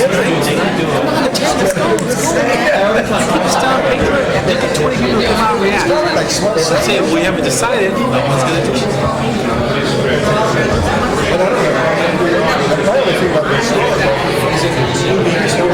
No, I tried once talking. They're all tentative. 6 months from now, you can come in and totally change it. Look, we need the courage to recognize that we could be wrong. No one needs courage when they think they're right. And that's what we need to do. We need to vote, courage, we could be wrong, we could be taught, we could be, told that we're wrong by the community, by other stakeholders. So we haven't heard from yet. Yes. And that's what We should get started again. we want that. I invite criticism. Bring it If I could call us back to order again. This idea, wait. Is that all right? Yeah, it's, all right, I have 10 more. If I could call us back to order. And I vote something that's final. If I could ask all the commissioners to come back to the front, and if I could ask the audience to take their seats so we can proceed, we still have a lot to go tonight. Recommendations, you're going to be prevented by state. There's this whole thing about giving the neighborhood that power.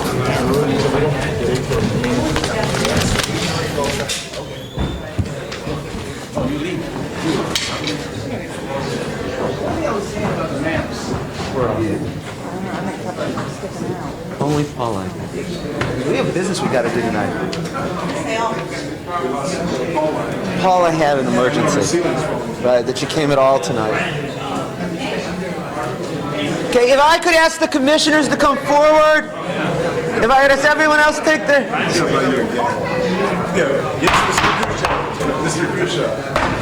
If I could ask the commissioners to take their seats, if I could ask the audience members to please take their seats, if we could get going. Are we going right into... We're going right in. I think I'm next. Am I next, Bennett? Yes. The next report is by Janice Hahn, and if we could continue. Janice, we're skipping the section. Janice is going to be taking out the timing. Okay. Do you want to, Bennett? Stand up now. Yes, just so that those of you who are following along in the handouts, Commissioner Hahn's report is going to be on the timing of elections. For right now, we're going to skip Part 4 on the structural control for redistricting, and we'll come back to that after Commissioner Hahn's presentation.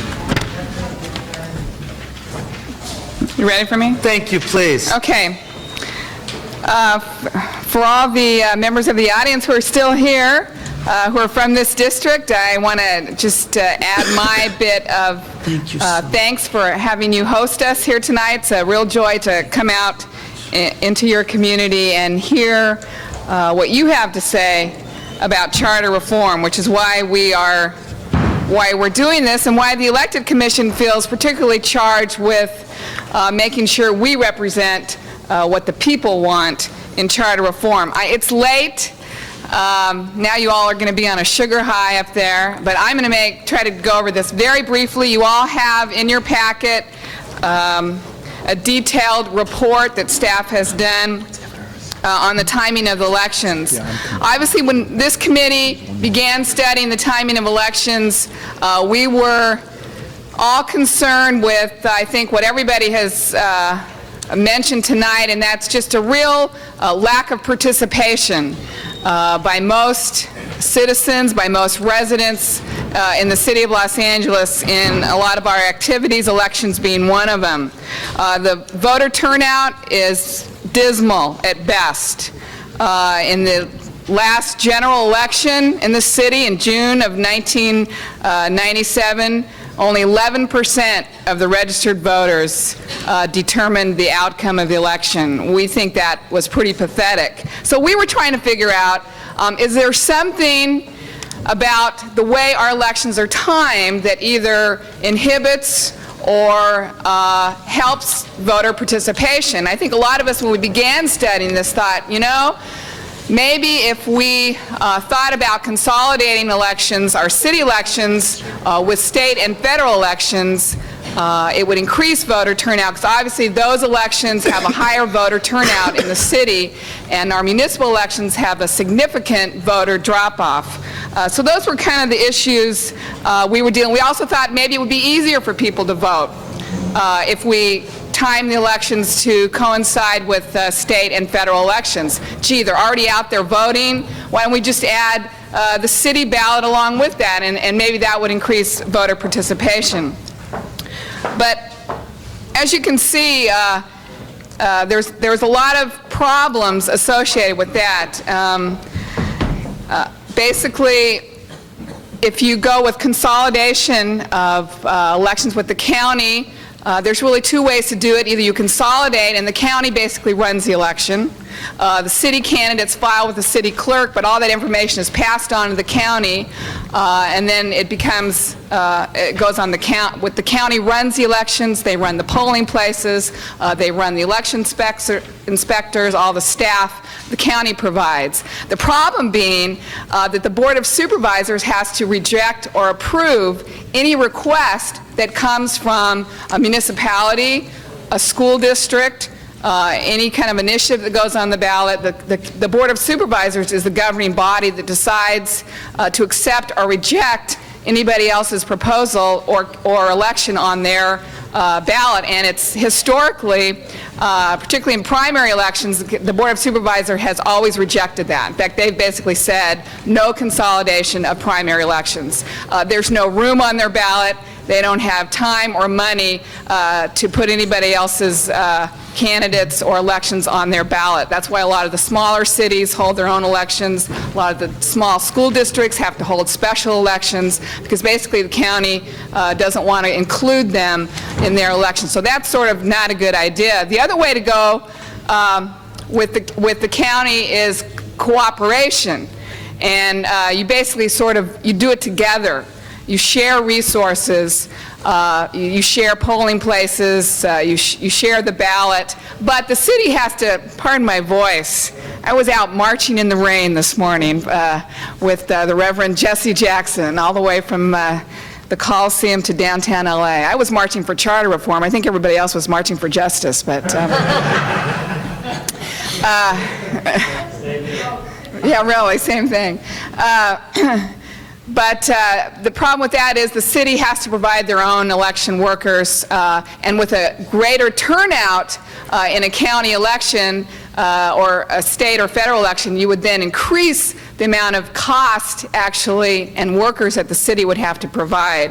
So there are more problems with that. The other thing that we began to realize when you consolidate a municipal election with state and federal, one of the problems is that your municipal election and your issues and your candidates clearly are overshadowed by the presidential election or gubernatorial election, and your issues really become, as many people had already commented tonight, they're at the end of the ballot, there's less visibility, it's more difficult to educate voters when you lump them all together. There's much more money spent on presidential media attention, much more on gubernatorial, much more on some of the other elections, and your city issues get slighted. And if what we're trying to do in charter reform is figure out how to educate voters more, spotlight more city issues, increase the participation, actually it seems we felt that doing this actually has the reverse impact, and our issues become less important. One of the other,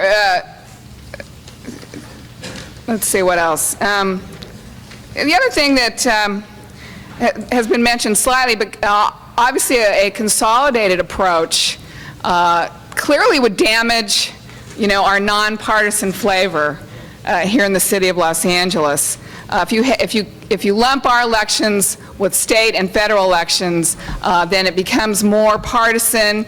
You would see the elections be lumped more with either the Republican Party or the Democratic Party, and clearly the slate mailers in our city elections would be 100 times worse than they already are. And we think the progressives, when they initially decided to isolate our city elections, really wanted to keep this nonpartisan flavor in our elections. So Our alternatives are either to maintain the current system, change the city elections to coincide with state and federal elections, or develop a structurally different election model.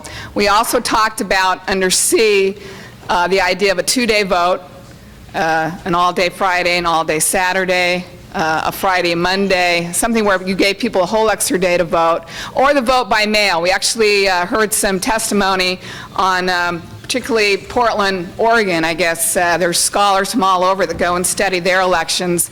They had something like, in their last election, 82% of the registered voters voted by mail.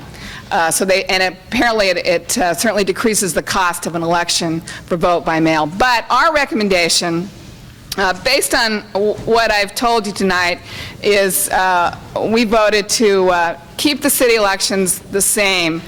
We felt, it's interesting, when we went out and had our public hearings, actually we did not hear from anybody that felt like either there wasn't enough time to vote, that it was inconvenient to vote, that they, that wasn't the reason people didn't vote, or the fact that it was not at the same time they voted for a president or a governor.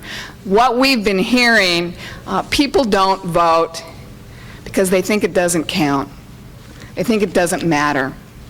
They feel so distant from their city government that whoever they cast their vote for usually doesn't win anyway, and even if they do win, they forget about them. So we found that the reasons people vote don't really have anything to do with the timing of the elections, but much more about this feeling of being disenfranchised from the city. So we believe that with the inclusion of neighborhood councils, this will increase voter participation and voter turnout. So our recommendation is to keep our city elections isolated by themselves in odd years.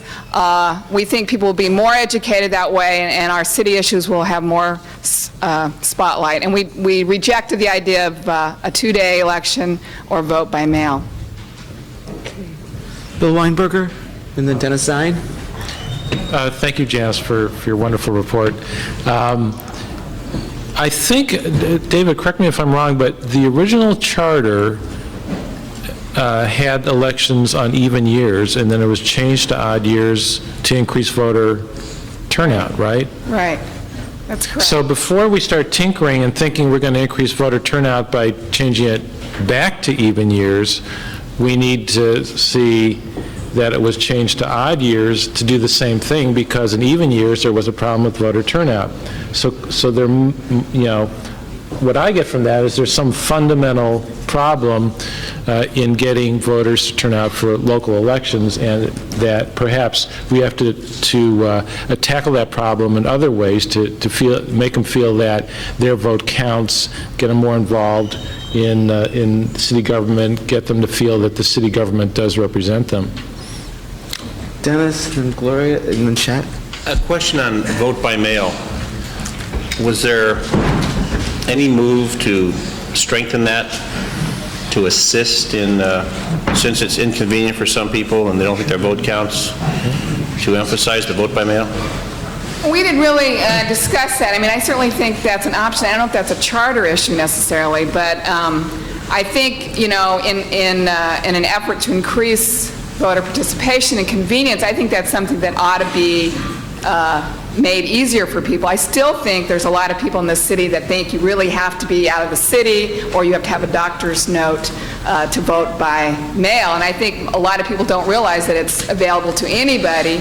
You merely have to fill something out and send it back in. But a lot of people don't understand that, and a lot of people maybe would like to vote by mail. One of the things in Portland, Oregon, they found that when they surveyed people, they found that close to 80% of the people would vote by mail if they could. So I think that's something, I don't think it's a charter issue, but I certainly think it's something this city should do a better job of, is letting people know how to vote by mail. Can I ask our legal counsel, in writing a new charter, do we have to specify within the charter when the election will be held, or whether or not it'll be a vote by mail, or whether or not it can be 2 years, could we just as well go ahead and perhaps write something that would say it would be determined by the council, and perhaps leave it open to flexibility as subsequent councils might want to look into? I mean, in that sense, the purpose of writing a charter is to get a form of government that hopefully we can live with. And if we're not pleased with that, I think we may as well pack up our bags and go home. So, I have confidence. I have confidence in a council. I have confidence in a mayor system. But I think One of the few in this city that does. well, I tend to be a little bit bizarre in other ways too, but could we not go ahead and say that this, instead of sort of dictating within a charter, this is when, this is how, this is on the day, could we maybe go ahead, it'll be determined by. Well, actually, Commissioner, that is actually what the charter says right now. The charter says the city council is vested with the power of establishing election timeframes. The charter does not specify a specific date or month to conduct elections. So they actually have that power right now to determine what kinds of elections we have. We just felt like if we wanted to make a substantial change, it would take the charter to change that. But that's really their power right now. Is that right? I'm sorry. Pat, did you want to address that? Well, the answer is yes. That's correct. You can. Next time, be brief. Okay. Isn't that their power right now? Commissioner Whittam? Elections are... Oh, I'm sorry, Pat, go ahead. I didn't know you were going on. Election is one of the classic areas that a charter city is allowed to legislate. It's almost the hallmark of what makes a charter city, and you can do it just about any way you want to, consistent with constitutional and state and federal constitutions.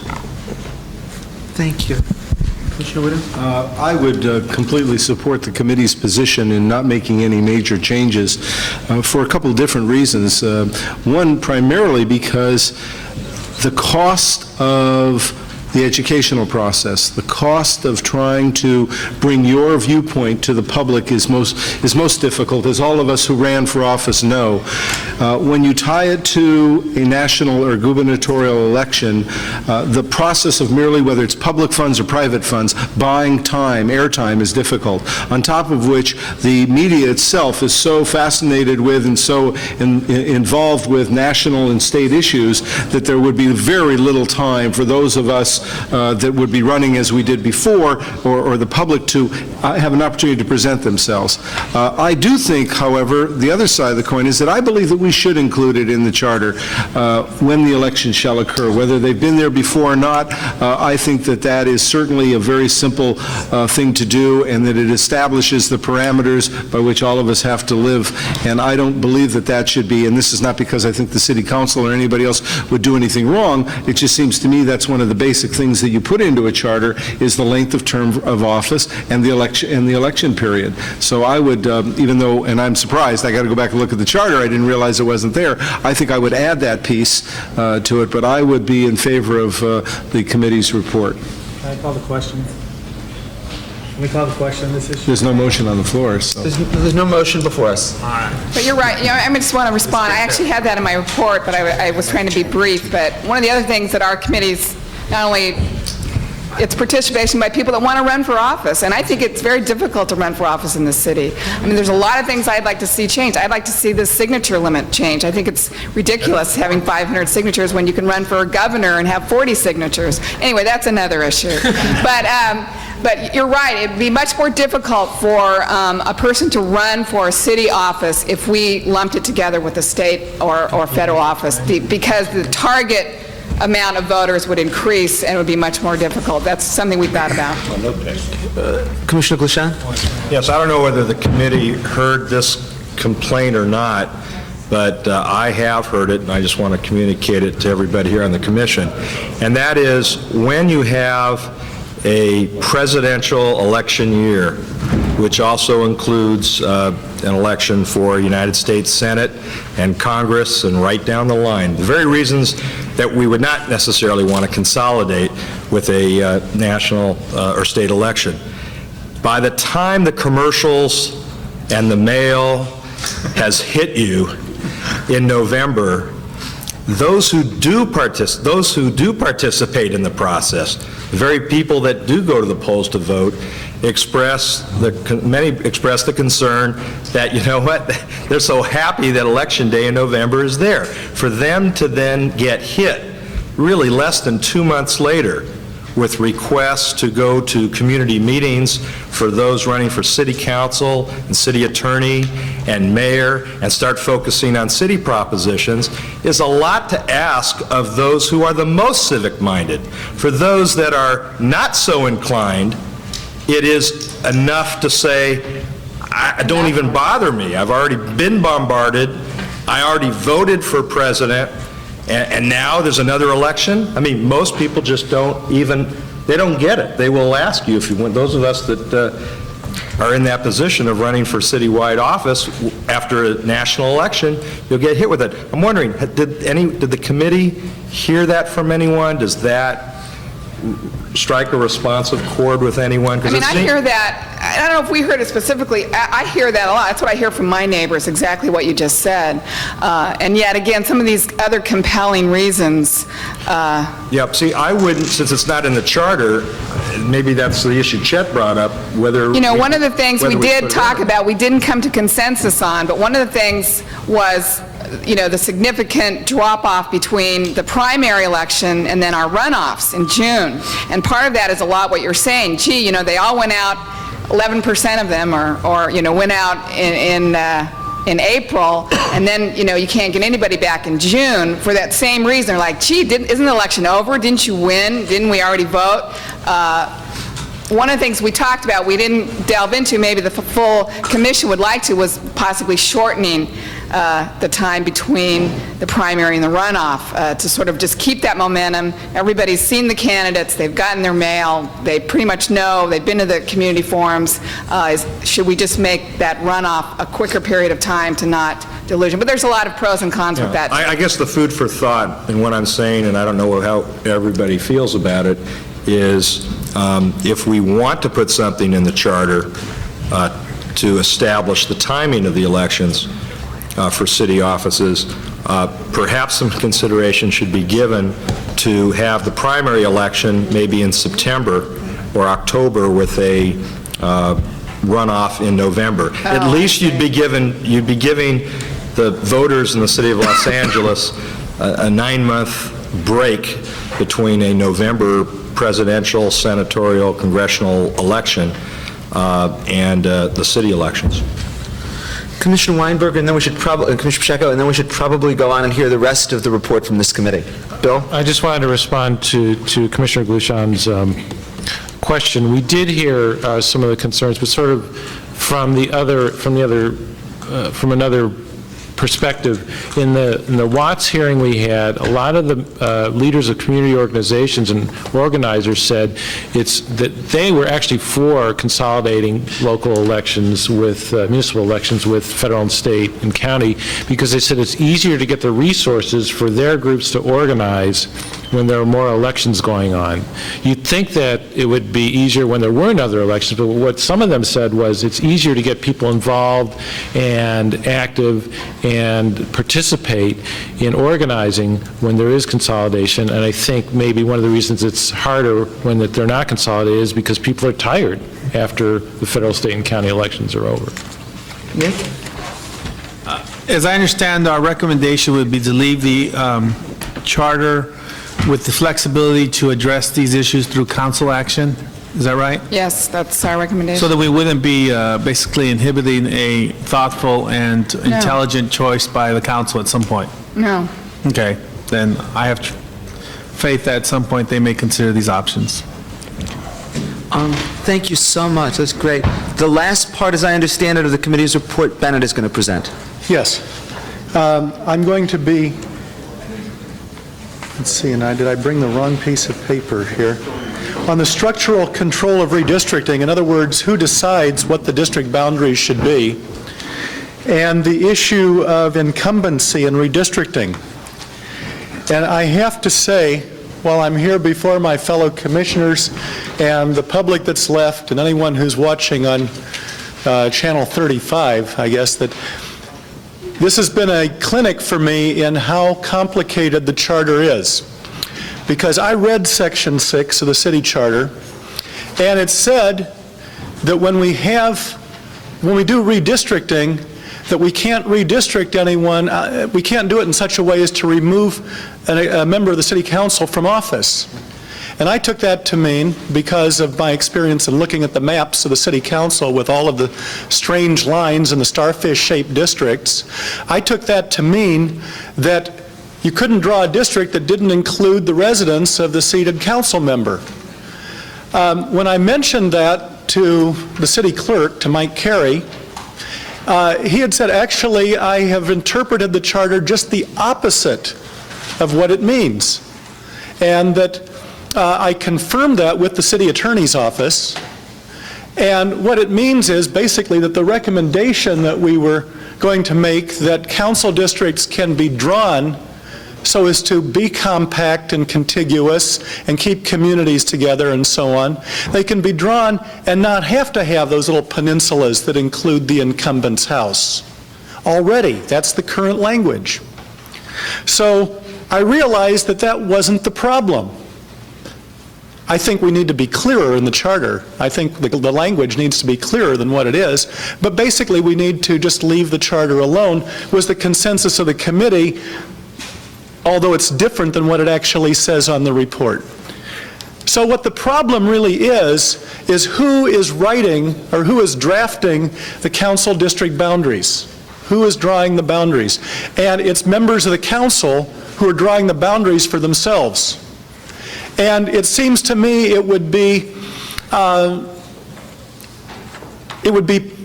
poor politics on the part of a council member who was expecting his colleagues to vote occasionally yes on a motion that he or she might make, and expect those yes votes to come after he'd moved the district, after the council member doing the redistricting had moved the district away from the incumbent's house. So therefore, it brings the structural control for redistricting that we have decided as a committee a solution to this, and that is that we should have an independent body, a task force or a commission that is going to redraw the district lines at the census every 10 years and not have members of the city council involved in that chore. They have other things to do. So I could have gone on longer with both of these and stayed within my allotted time, but I think I've given you the essence of what the committee has deliberated and the consensus, or at least the decision, the fact that the committee supports, recognizing Commissioner Romero's comments, that the quorum, the majority quorum of the committee supported. So if I'll take questions or comments. Commissioner Fleming, Commissioner Whittam. Bennett, what was your rationale for not deciding who would appoint? Well, we saw different models of that, and we just, and actually we just couldn't reach, the things that were here that say support meant that of the 4 members of the committee who were present, as Commissioner Romero mentioned, if we didn't have a 4-0 consensus with that quorum, then we did not support it. So we had different points of view of the examples that are in the report, and hopefully when the full commission meets to deliberate on these, as we look through that, we will reach a consensus or a majority, an 8-vote or greater majority of the commission. But there was the opportunity for it to be a group, partly appointed by the council, partly appointed by the mayor, partly appointed by a judge. It could be an independent group appointed only by retired judges. There were other ways of having community groups nominate people who would be members. There were a number of different models, and we couldn't really come up with any one of those models among the 4 of us that was a 4-0 vote. There was no model in terms of an election? Pardon? An election of those folks? That certainly is one possibility as well, but that wasn't one of the ones that, having the a redistricting commission elected, that was not part of the deliberation. But it's one more that we could consider. Chat and then Nick.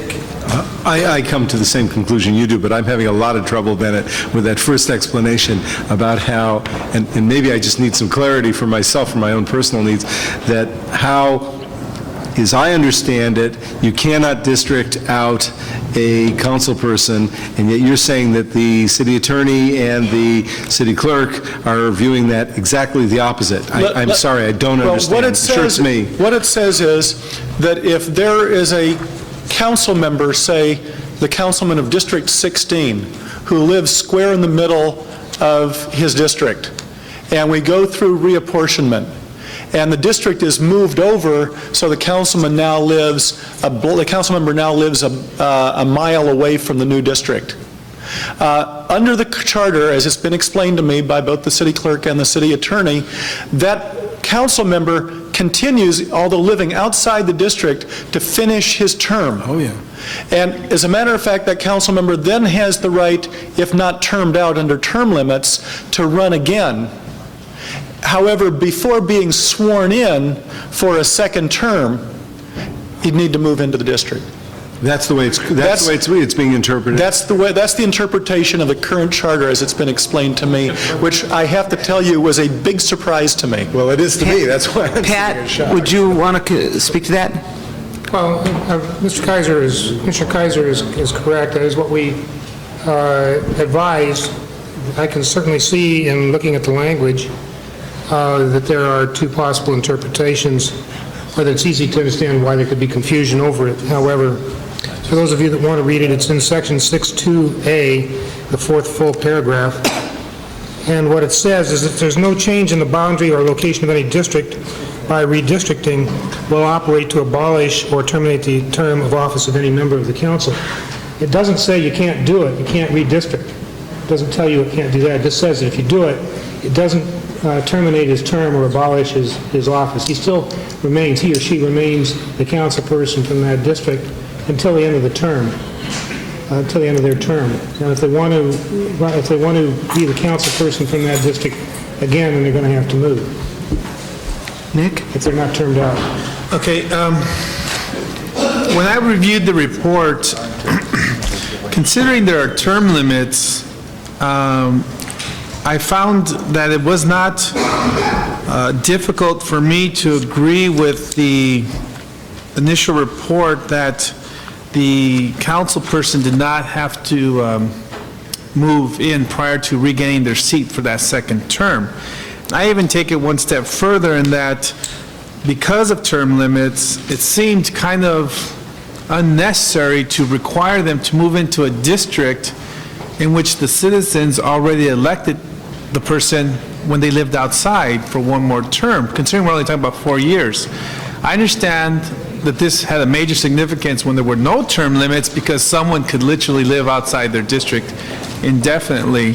So I was ready tonight to go along with the committee's recommendation that we not inhibit the redistricting process by limiting ourselves with the incumbents' residents, and that we also did not impose the burden on the incumbent. If the citizens were going to elect them, I felt that the citizens knew better than us today in terms of who they wanted to represent them, that we weren't going to burden that representative by having to move into a district where they've already been sort of given that vote of confidence. Also on the second part of your report, let's see if I got this right. Okay, no, that's all I want to say about that first part. And I do, at this point, support establishing an independent commission, and then once we get further input from the community and other individuals, when we take this out, we'll get a better idea of how that could come together. Okay. So in other words, if I may answer, Mr. Chairman? Of course. As I interpret what you're saying, then it would stay the same as it is, but if the council member was re-elected for the second term and lived outside the district, you would suggest that he or she could continue to live outside the district for the second term. I have heard, although I haven't heard it as an opinion from the city attorney, that the elected people need to live within their their district, and not necessarily because of the charter. That was testimony that was made at one of our hearings. Maybe the city attorney could answer that. Can I clarify? Nick, go ahead, please. The only thing I would clarify so that no one misunderstands, when you run for that first term, wherever your district you may live, I would ask and still require that the person live in the district for that first term. But if by luck of, or bad luck, because of the change of the census and everything, they get districted out, I don't think we need to burden them with moving if they get a vote of confidence of reelection from that same, or not that same, but that same numbered district that composes primarily their district. So that's all I'm saying. They should live in the district when they run for that first term. I would definitely want that requirement. Thank you. Chet? Yes, I just would want to say I think I disagree with Mr. Pacheco, because I believe that if you're talking on one hand about a more representative government, then you obviously should have people living in your district. But the real reason that I wanted to comment here was that everybody keeps talking about term limits as if they were a fait accompli. And while I am not necessarily saying that we should eliminate or not eliminate term limits are part of the charter. And if this body chose to recommend the elimination or the change, the extension of term limits, etc., we could do that. So we need to think out of the box and not just keep going back to the way it's always been. We have heard testimony at our hearings for all three of those, in terms of leaving them in, taking them out, and extending them, say, to a third term instead of stopping at 2. So my concern was really just make sure that we realize we can make those decisions separately. Here's where we are now, and here's my recommendation to the commission. We are at 9:30. We still have some business that we must do tonight. My recommendation is that we not attempt to vote on the proposals from the committee tonight, that we allow ourselves additional time to think and study about it. In just a few moments, when we get to the business part of our agenda, we are going to have a decision to make in terms of when we want to schedule an additional meeting. My recommendation would be leave our decisions on this until we have our additional meeting, so as to allow further time for reflection and discussion. But that if there are others on the commission who wish to speak to the committee's report, we allow that time now. I do have at least one speaker card, and there's certainly time for others in the audience if they want to speak to this. And then we move on to the other matters on our agenda tonight. And I will proceed that way based on the nods that I'm seeing, unless there's a motion to overrule that. Is there anyone on the commission who wishes to speak further to the excellent report that we've heard from the committee? Sure. Bennett, there was at least the last page that was different that was in the packet. Would it be possible to make sure that all of the commissioners are given the updated page? We don't need it tonight, if we could just make sure to get that. Absolutely, it will be, it was after it was copied and sent out that I had my message or my conversation with Pat Nave regarding this, and by the next commission meeting, we will have, or by the committee meetings, we can have that corrected. Thank you. Anybody? Could I make just of course, one other please. thing? The issue of term limits, which was brought up, is actually something that will be on this committee's agenda for that third and final part after the neighborhood councils. Anyone else on the commission wish to speak to this? Eric, of course. On the neighborhood council, please. Sure, whatever you want to speak to. Commissioner Fleming, just as an update, you brought up wanting to know about the neighborhood councils. Last week, we started with our public opinion pollster to define the questions on the neighborhood council focus group process that we're going to be doing. We will have 9 focus groups around the city. They will be, the analysis will be qualitative and will be back to this commission by the end of March. So in your deliberations, as you get towards the questions of neighborhood councils, you'll at least have some qualitative data from the people of Los Angeles, rather than perhaps anecdotal material that we've all been dealing with. So just as an FYI. Okay. I have 2 public speaker cards. One is from Earl Smith and the other is from Marshall Diaz. We'll hear from them in order. Is Earl Smith still here? If not, is Marshall Diaz still here? Thank you. And then I have another card also from Alan Clayton. So after Marshall Diaz.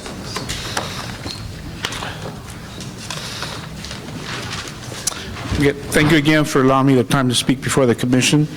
I do believe you're doing a great job, and I know you're working hard. I think it's indicative of what you've done here tonight, coming out to the community in Pico Union, and like you mentioned, it's already going to be almost 10 o'clock, and you're still at it. And I realize you still have more business and other decisions to make. But just I hope I have like 4 minutes, and one of the things I wanted to go over is that what I passed out, did anybody look at that? Because I'm real concerned, and I think Dr. Romero brought it up in dealing with the expansion of the city councils. And regardless, now you got to remember, regardless if we stay at 15 or expand the city councils, we're still concerned with the Voting Rights Act and retrogression. Okay? And if you looked at that, I wanted to read so you understand what we're talking about. You cannot forget voting rights, and that the race issue is still there. This was a Supreme Court decision in June of 1995 that affirmed and dismissed an appeal from a decision of a 3-judge panel upholding California's 1992 redistricting plan developed by the special masters. The panel, that's the district court, had concluded that the plan did not constitute racial gerrymandering actionable under the Equal Protection Clause. What the masters did, and they laid it out real clear here, the masters considered race in drawing district boundaries and created majority-minority districts. According to the panel, the masters sought to balance many traditional redistricting principles, including the requirements of the Voting Rights Act, did not create bizarre boundaries and emphasize geographical compactness. And if you look at the next page, it lays it out also real clear there in dealing with the race. Number 2, in redistricting, consciousness of the race does not give a race to claim a racial gerrymandering. That's number 2 under elections. When race is considered along with traditional redistricting principles. Are you reading, I'm sorry, are you reading from the keynote? Yeah. Just so everyone knows, that's not a part of the decision. That's something that's prepared by the publisher, that's their summary. Just I'm not agreeing or disagreeing, just so everyone knows this is not the decision itself. Right. Right. I'm sorry, please go ahead. We got some other parts of it, but that lays out the law that I think we need. What I'm trying to emphasize here is the issue that race needs to be and should be a consideration of whether we keep it at 15 districts or expand. And there's been a decision up by the Supreme Court in regards to that. And I think this kind of gives you the idea and the reference you should deal with. And it also our concern about retrogression. Another piece of paper I passed out to you that includes the definition and the caser and dealing with what retrogression means. And that's why we also will be concerned regardless of we expand or not. We're still concerned with the Voting Rights Act, and also that Los Angeles County was involved in the lawsuit under the Garza decision. So there are under constraints as far as the Voting Rights Act and sections of the law, and those things can and should be considered. So this commission should have no problem in looking at the potential of making sure that the race is a part of the criteria, not to be excluded. Okay, so if you go through that, I think it'll give you a good background, including my retrogression paper I passed out. So I'm real concerned that it don't get, you mentioned the racist was out, but it's not, it's still got to be considered, or it can be considered as long as it's part of the other criteria in doing reapportionment redistricting, okay? The other thing I just quickly wanted to address was we are against the independent commission in drawing the district lines. I was talking to Rob outside. He asked me, well, what do you recommend? Well, I'm going with the lesser of the two evils, and that's really the city council. Redistricting is a political issue. It is a political issue, and we're not always too happy, but in dealing with a commission, I mean, I don't see how you can have fair commission. I mean, I'm not too enthused about having retired old judges up there making decisions, that I'm not in touch with the community, the changes that are going on, and the appointments. I mean, Appointments are still appointments. I mean, you know, the employees you'll be talking to are appointing something, what they want, what they think you should be doing. So it's not going to be a fair thing. I mentioned to Rob, I said, well, the only fair thing I could see would be if anybody in the city wants to be part of a commission of, say, 20 people, everybody puts their name in a big lottery bowl and just pick out 20 names. That'd be the fairest way to create a real independent commission, but that's not going to happen, you know? So we still feel, you know, the city council still gives us leverage. We can work with city council. Interest groups can put pressure on them. And I've gone through the process for the last 10, 20 years, and we've always testified, we've organized, or have always organized the community, went in there and dealt with the city council. And thank you so much. It took us a lawsuit to win what we wanted, but anyway. And just a quick thing on the changing of the districts, the numbers. I mean, we'll stick with the first part of the keeping the incumbency, make sure they don't lose their seat. See, you can always draw them out of that community and give them a different number in a different area, but we recommend that incumbent will serve out that term and they have to move to that district. Okay, thank you. Thank you. I also have a card from Alan Clayton. Yes, thank you. I know it's late and I'll be brief. A number of the points Marshall made, just want to read it briefly. One is there is case law, and as Marshall cited a Supreme Court decision, and that decision didn't come out of North Carolina, that decision came out of California. Having participated in the entire reapportionment process and drawing the lines in California, having sat there and listened to the Supreme Court when the testimony was there, and then having read their 92-page opinion, seeing it litigated where the court upheld, a 3-judge panel found that the decision was correct, and the decision did use race as a strong factor in a number of areas of California. And if you go through and read the decision carefully, I encourage you to. We've read it very thoroughly, and we don't want any interpretation out there that you really have now a real cutback in the protection of minorities. It's still there. Now, you had some decisions in Texas and other parts of the country where a 3-judge panel came up with something and the court said, okay. In this case, we had the Supreme Court come up with a decision where the federal court basically upheld that decision, and they did deal with strong protection for minority rights. And this is a California, came out of the Ninth Circuit. So we want you to bring that to your attention. The reason we have a concern about a commission, I remember very well Proposition 118 and 119. I don't know if all of you do remember it. And it was a tremendous battle because we were concerned that minority interests, Latino interests, would be taken out of the redistricting process. We organized for over a year to appear before the committees of the Senate, the committees of the Assembly. We went up to Sacramento and testified. We testified before the special masters. And we also presented papers before the state Supreme Court, working in conjunction with Maldiv. And I think in the end of the process, we prevailed on many of those areas because we were able to produce a history. And the problem with a commission is you really leave out that ability. You really do. And that's why we're concerned about it. That's why the voters rejected it. Go back and look at the vote. It was up on a statewide ballot. It was rejected. And we think that you should reject it also. And you should look at the city council is not I've been through the city council. The debates are very tough. There's a lot of partisan politics. But of the two, as Marshall said, the two evils, I think it's the lesser of the two evils. And we hope you look very carefully at that. We talked about 19 as one we thought we should look at as far as enlarging. We want to look at a couple different models. Right now, 19 seems the most reasonable. But again, until we actually run the numbers very carefully and then look at some projections, we really don't know, and we appreciate your time. Well, thank you. Thank you. Seeing no other requests for public comment, no other commissioners with hands up, I again want to, on behalf of the whole commission, thank the committee and its staff for such a superb report. And in just a moment, I'll talk about when we're going to return to the issues they present. But let me move to item 7 on our agenda. Discussion of issues concerning Commission's activities and consideration related motions.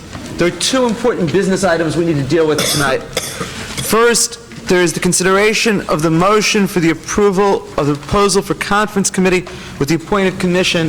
I'm sure we all remember that at our first meeting of the new year, we posed to the appointed commission conference committees to reconcile differences between the 2 committees, then make proposals back to the commissions so that we ideally be able to produce one charter for the voters. It went to a liaison committee that was between the two commissions. It made some modifications in the proposal, but essentially kept the idea of conference committees largely as we proposed it.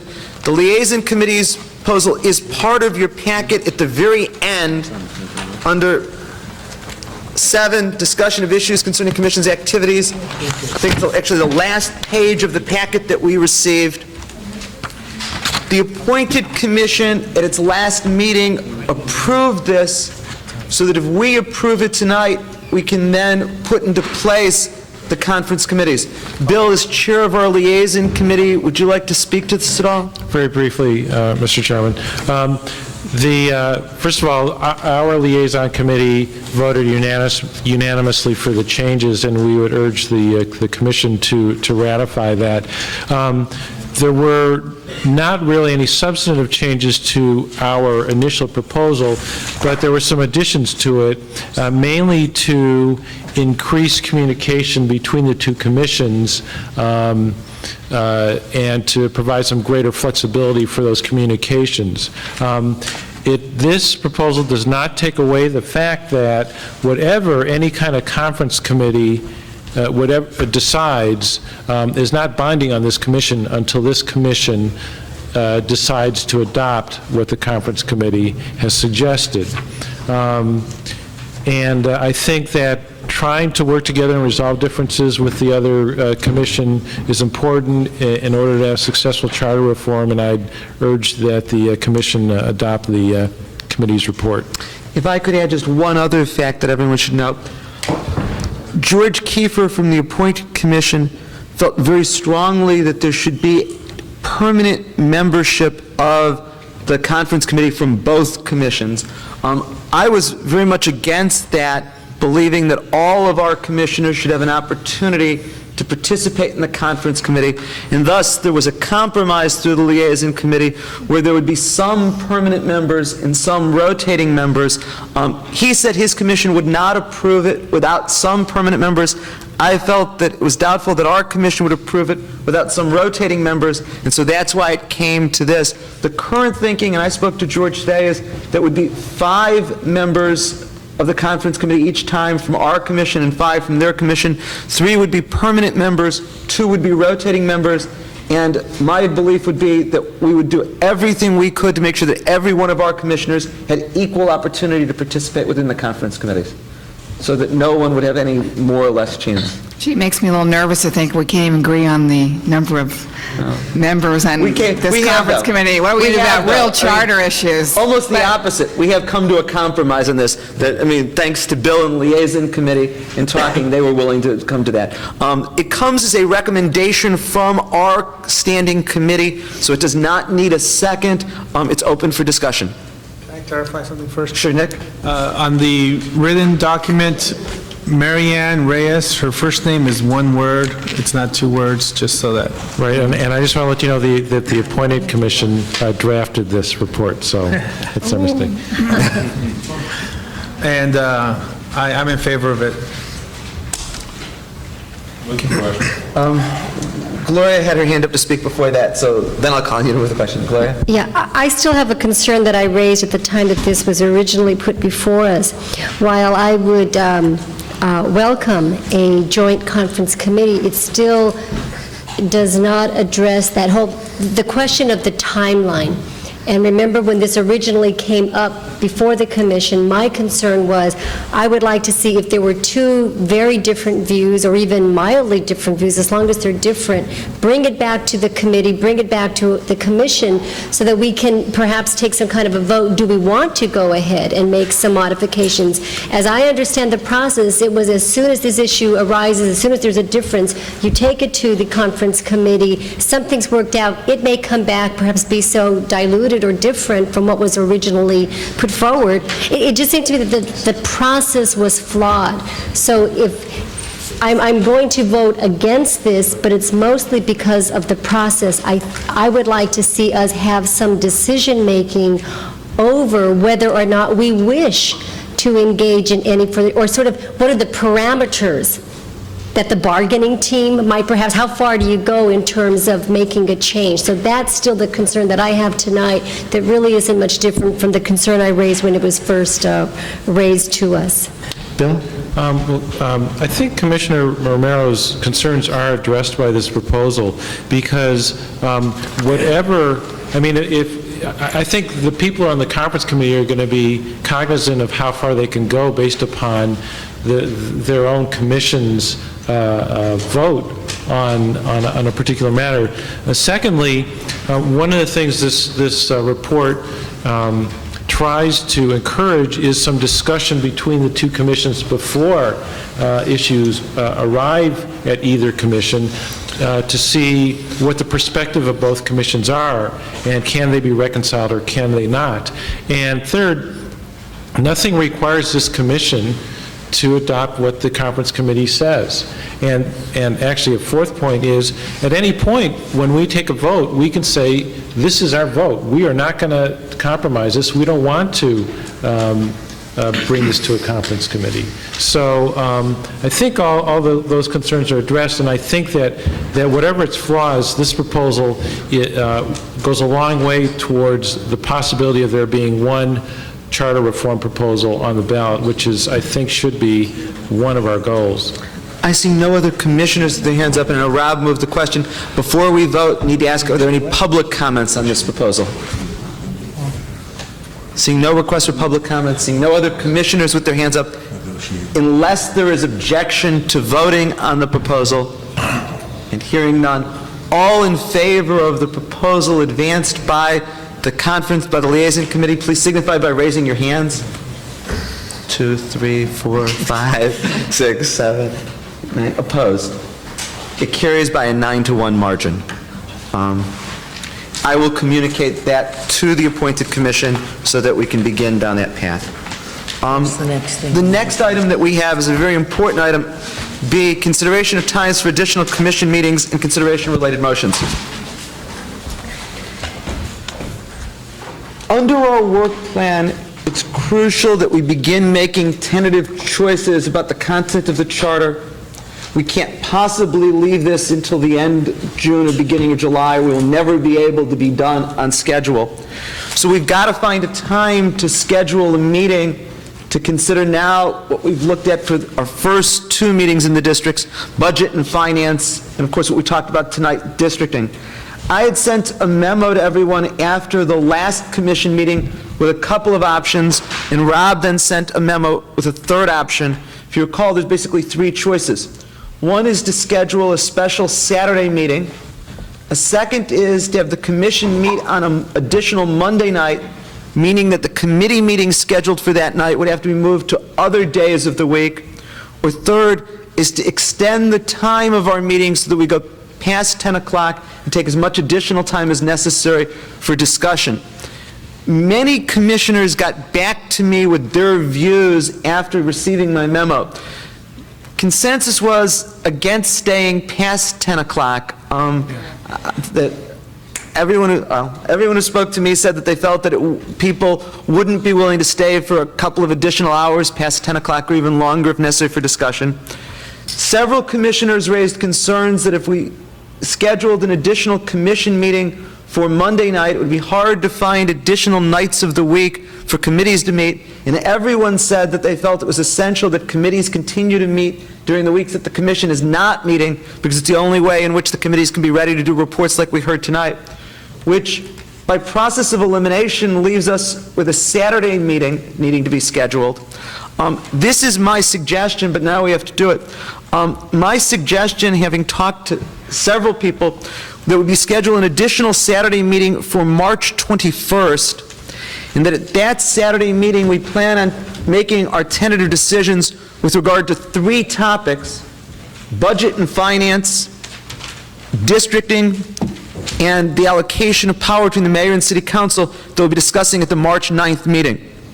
There is some logical connection among these issues, so there is some advantage to taking up the 3 sets of issues all at the same time. There is some disadvantage in waiting much beyond that, or even this long.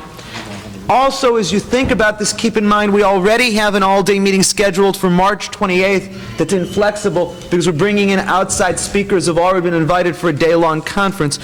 So it would mean our having to give up 2 Saturdays in a row. I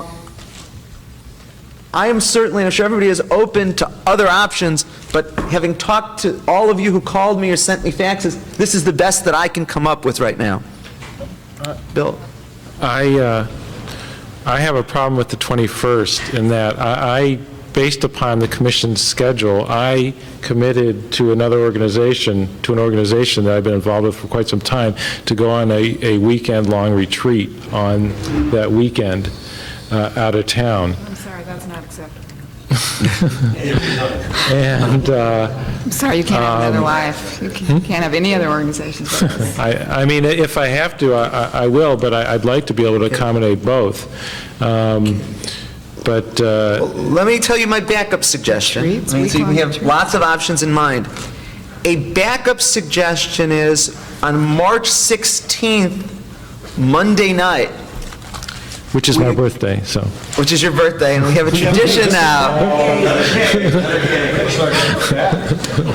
This is the backup. On March 16th, which is a Monday night, that committees are scheduled to meet, not the commission. We have an additional commission meeting that we could hold in downtown, but that the committees would need to know that that Monday night will not be available to them, and that they would need to then make other arrangements. That's the backup possibility that can come up with. Now, the disadvantage of a Monday night compared to a Saturday is that Monday night gives us 4 or 5 hours as opposed to the all-day Saturday. But having heard, various commissioners told me they're not available March 7th, that they're not available the 14th, the 28th, we've already got something scheduled. My backup suggestion is Monday night, March 16th. Yeah. Let's go with that. And we have here, How I about think, 3 4 a.m.? of the 5 committee chairs. Nick?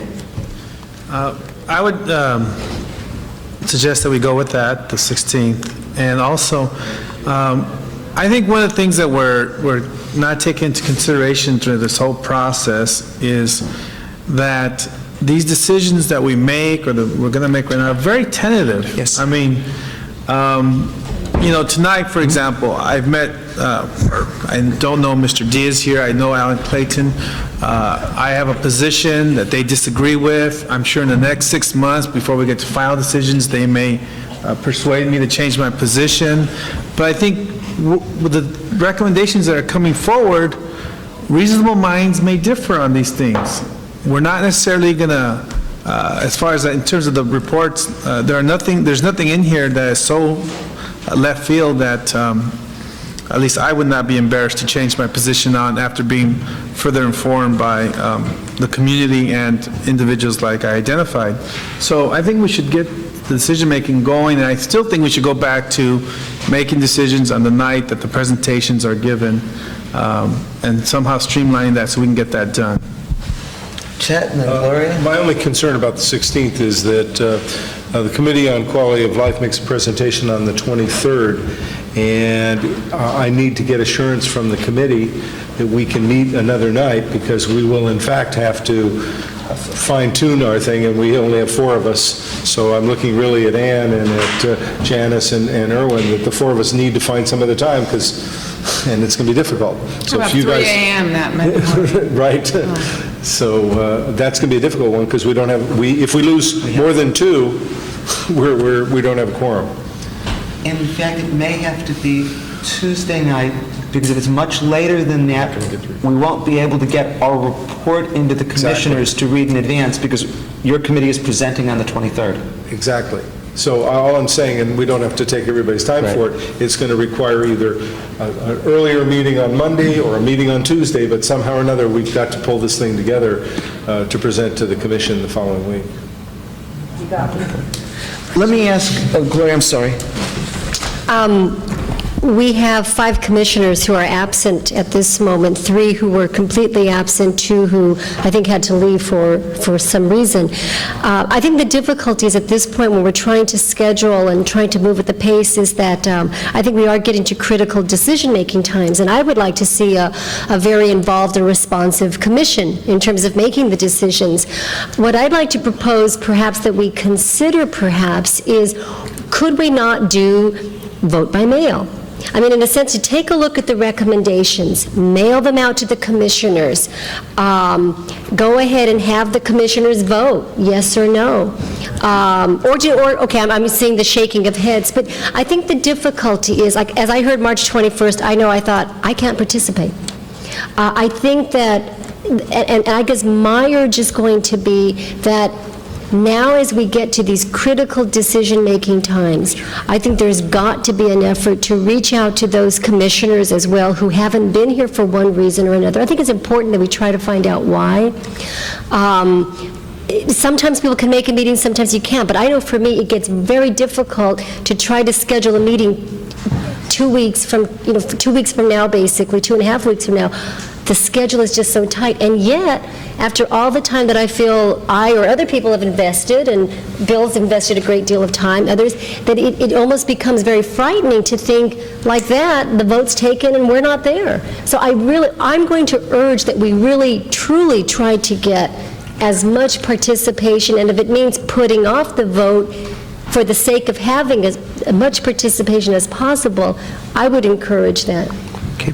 None of the 10 commissioners have expressed any problem with Monday night, March 16th. We're already scheduled to have committee meetings that night. In light of what Gloria said, what I will do is send a fax to everyone tomorrow morning asking if anyone has any problem with March 16th. Assuming no one expresses any problem with March 16th, we will then schedule a special commission meeting for Monday night, March 16th. Let me ask people, that's just what I was going to say, what about starting at 5 p.m.? I was going to just ask the same question that Bennett and Janice asked me, that way we give ourselves additional time. Is 5 p.m. agreeable to everyone? Again, I will ask everybody in this fax tomorrow to make sure that it's okay. My only question is, what if somebody, are you saying that if one person says, no, I can't come, we're not going to do it? I mean, we've got 10 people here. Why don't we see, my hope is that won't be a problem. If there is, let me speak to that commissioner and see how to proceed. I mean, I think Gloria's right. Obviously, we want to have everyone present. There may be that we can never find a time that all 15 of us can be here. The advantage of the Monday night is it's already scheduled for commission business, so it's more likely that we'll be able to do it without having to impose on anybody's schedule. Right. But before we firmly schedule it, I will poll all 15 commissioners, and assuming no one lets me know of any problem, we will have a special meeting starting March 16th at 5 o'clock, and unless there's objection, we'll hold that downtown. Don't forget the birthday cake. And a birthday cake for Bill. Chocolate, preferably. By the way, my birthday is March 30th. Well, I think what we need to do is get a list of everyone's birthday. Seeing no other, hold it. We're not, unless anyone else wishes to speak to this, that's how I will proceed. Okay. I do want, before we adjourn, just take, go ahead, Eric. This would also be a good time to get the chairs of the committees on the conference call. Okay, I'm not going to, if we want the chairs to stay afterwards, we can ask the chairs, if I could ask the chairs of the committees to just stay afterwards for just a moment. Item 8, reports of the committees. Could each committee chair just take a couple of sentences and address where their committee is going at their next meeting? Rob, in terms of the structure of government committee? We're going to Brentwood.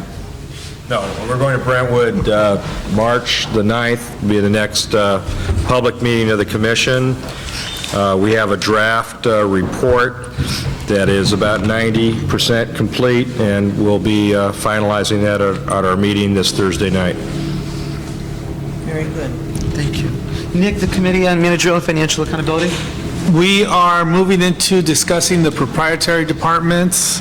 We also have expanded the focus to look at any sort of revenue-generating department as part of our review, and are looking at user fees and whether or not water and power should be separated into 2 departments, and of course, the important issue of Prop 5 and how it relates to the proprietary departments. Ann or Dennis or both, do you want to speak about the Delivery of City Services Committee? Isn't Woody here? I think Woody has left and Jackie was not here this evening. What do you want me to? Oh, just, you have a sense of where the committee will be going at its next meeting? I haven't the faintest idea. Our last meeting, we heard from Rex and Parks and discussed some proposals by them. Our next meeting, I believe, is going to be more public safety with the police department. Chief Parks. Chief Parks and Protective League. March 2nd. Pardon me? March 2nd. That's what I believe is on the schedule. Yes, the date is March 2nd for the... That's correct. Michael Marion, who's one of the consultants to the committee. He'll know. We haven't been given the information at this time. Right, we're still in the process of arranging the agenda, but definitely police department is going to be the main focus of our committee meeting, and we encourage any other commissioners that might be interested in participating in it, or at least coming to watch, to go ahead and come along, because it should be interesting. Mr. Chairman, the central office received the recommendations from the police commission just today, and it'll be distributed tomorrow. But that committee is encouraging a joint committee meeting of other committees that are discussing the police department and wish to hear testimony and deliberate with the chief of police on that date, March 2nd. So there needs to be, as an agenda item, when the chairs meet, an attempt to try to schedule a joint committee meeting on that date. Incidentally, our meeting with Reckon Parks was wonderful. It was very exhilarating. Yeah. Bennett, the Committee on More Responsive City Government. I think we're just about to take a deep breath and relax for a day. Our next topic is one that we heard nearly everyone speak about tonight. Of the 100 people or so who gave testimony before the committee in deriving this report, probably 90 of them used the word neighborhood councils or the phrase neighborhood councils. And we're going to meet this week and work out a schedule and a work plan for that, and that will be our agenda. Chet, the Committee on Quality of Life. We are working on the preamble and a Bill of Rights and Responsibilities. We've gone about halfway through an overall list. I hope that at our next meeting we're going to be able to complete that list and make some decisions as to which ones are going to be included, which ones are not. And I think we are pretty well scheduled to be able to make our presentation on the 16th, I'm sorry, the 23rd, whatever that date is, March 23rd. I would ask that the Outreach Committee or the Public Affairs Committee was supposed to come back with some approach to possibly having a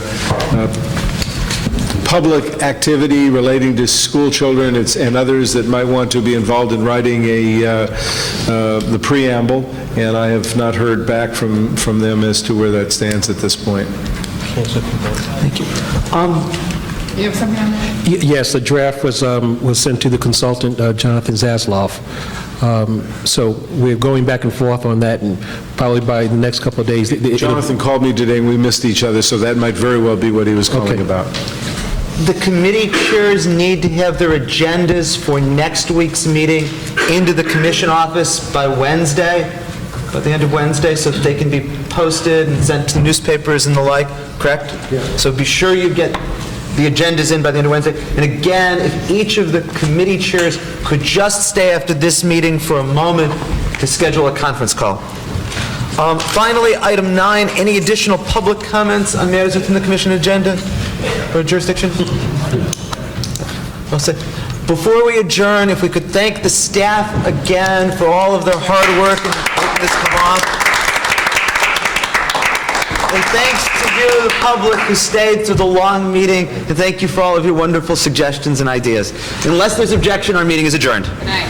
Are you good? Please.